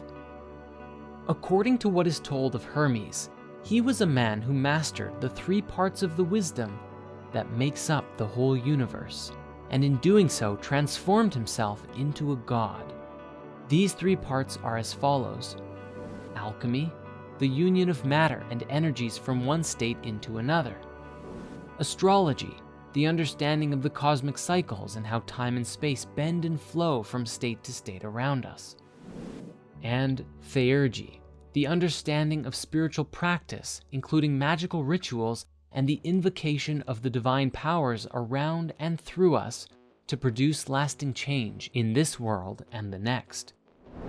In the Emerald Tablets of Thoth, who is also often equated as the same being as Hermes, it tells a story about how upon ancient Atlantis, long before the fall of consciousness, a man named Chiketet Aralek Vomalites sought after cosmic wisdom and made this the focus of his life and his devotion. And as a result of his efforts, putting all other earthly pleasures beside him, he found his way into sacred spaces unavailable to the masses deep within the earth, and in doing so became a god, a master of time and space, free to move bodily between dimensions as well as through time. In these writings, Thoth, mirroring the words of Jesus, tells us that we too may follow in these pathways, and may also attain to these levels of consciousness if we should so desire. And from these kinds of stories, we must ask ourselves, could it truly be possible to master our bodies, our minds, and our consciousness to such a degree that we could break free from not only the limits of our human world, but even the bonds of time, space, and gravity? What if through our consciousness, we could perform feats and miracles that rivaled the ascended masters of the past? Stories of Jesus say that he could walk on water, heal the sick, raise the dead. And after he himself returned from the dead, he lifted his body into the air and disappeared into heaven.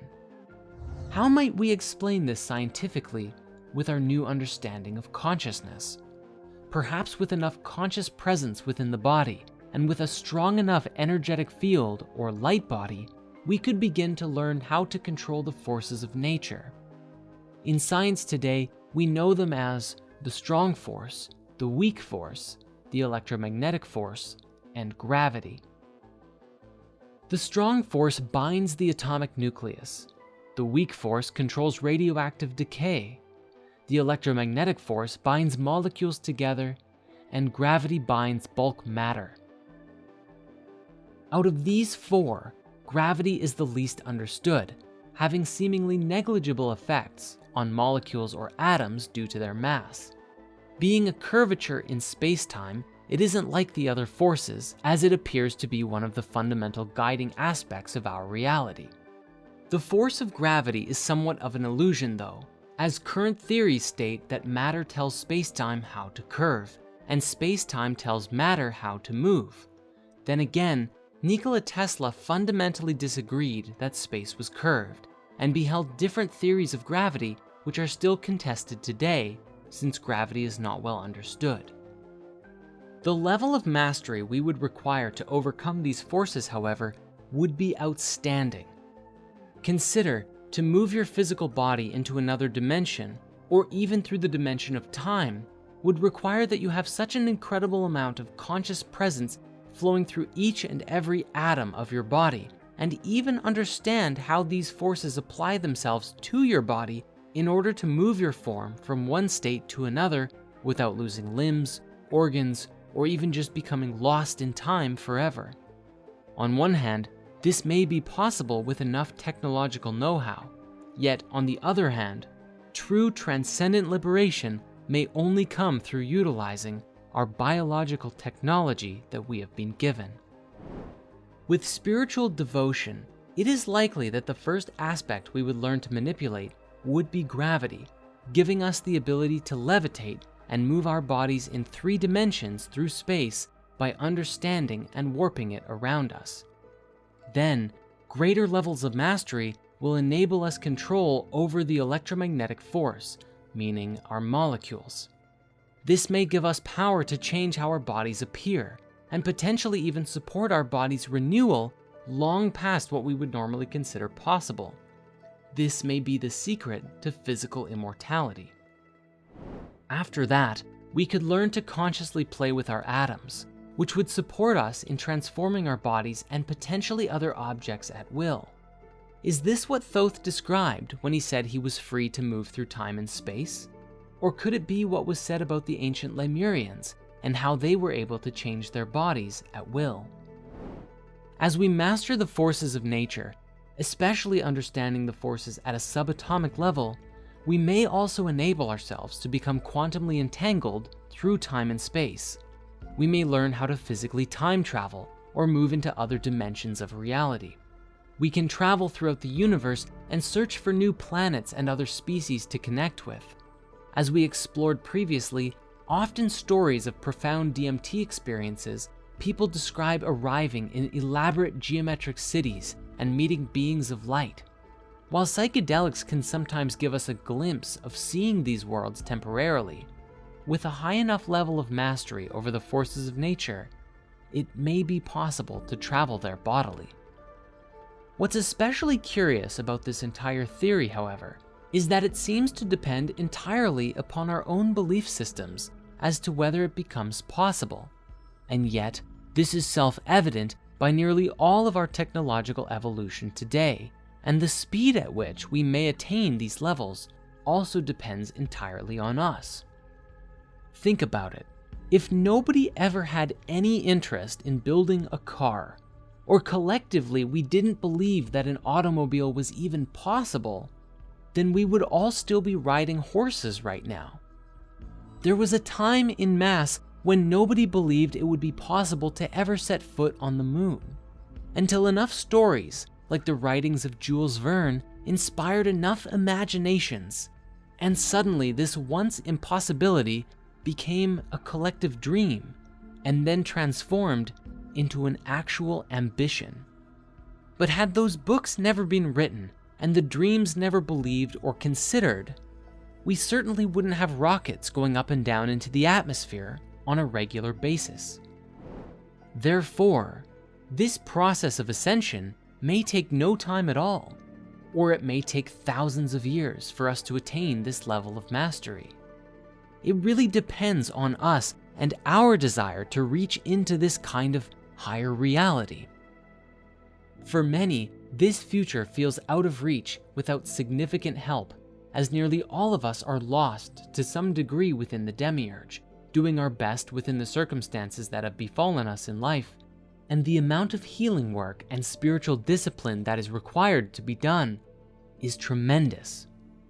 Further, not all souls are willing to embrace this information, for it is an entirely new paradigm of belief that conflicts with their existing one, and thus it is far easier and far safer to not consider anything new. And that's the ultimate caveat here. Just as we explored before, if you want to believe a belief system that doesn't agree with the majority of the world, such as the Earth being flat or even hollow, either way, your belief system will inform your actions, and this dictates the quality of your life. And then we have to ask the question, if someone believed in something that was completely untrue, but this person had a happier life, would we find the argument that this belief, even if untrue, was a good one to hold? Asked in a simpler way, is it better to be right or to be happy or fulfilled? It seems in the end, this is something for each of us to decide. For while so many look to these conspiracy theories with fear of the influence of control imposed upon them, does that not also indicate that their beliefs limit what they are capable of doing based on the control systems that they believe are there? However, if at the highest level of creative powers behind all things in the universe is truly benevolent, as nearly every spirituality of the world has purported since the dawn of man, then that would also indicate that the deep state and all the negative powers that be are also a part of the divine order, even necessary for us for some reason, perhaps in learning the lessons of who we are on our great journey of discovery as humans. These conspiracy theories, while certainly dark and often terrible, could even be a fundamental necessity in order for ascension to take place one day in the future. While for some, the ascension paradigm resonates true and certain, for others, there is doubt and skepticism, fear and loathing.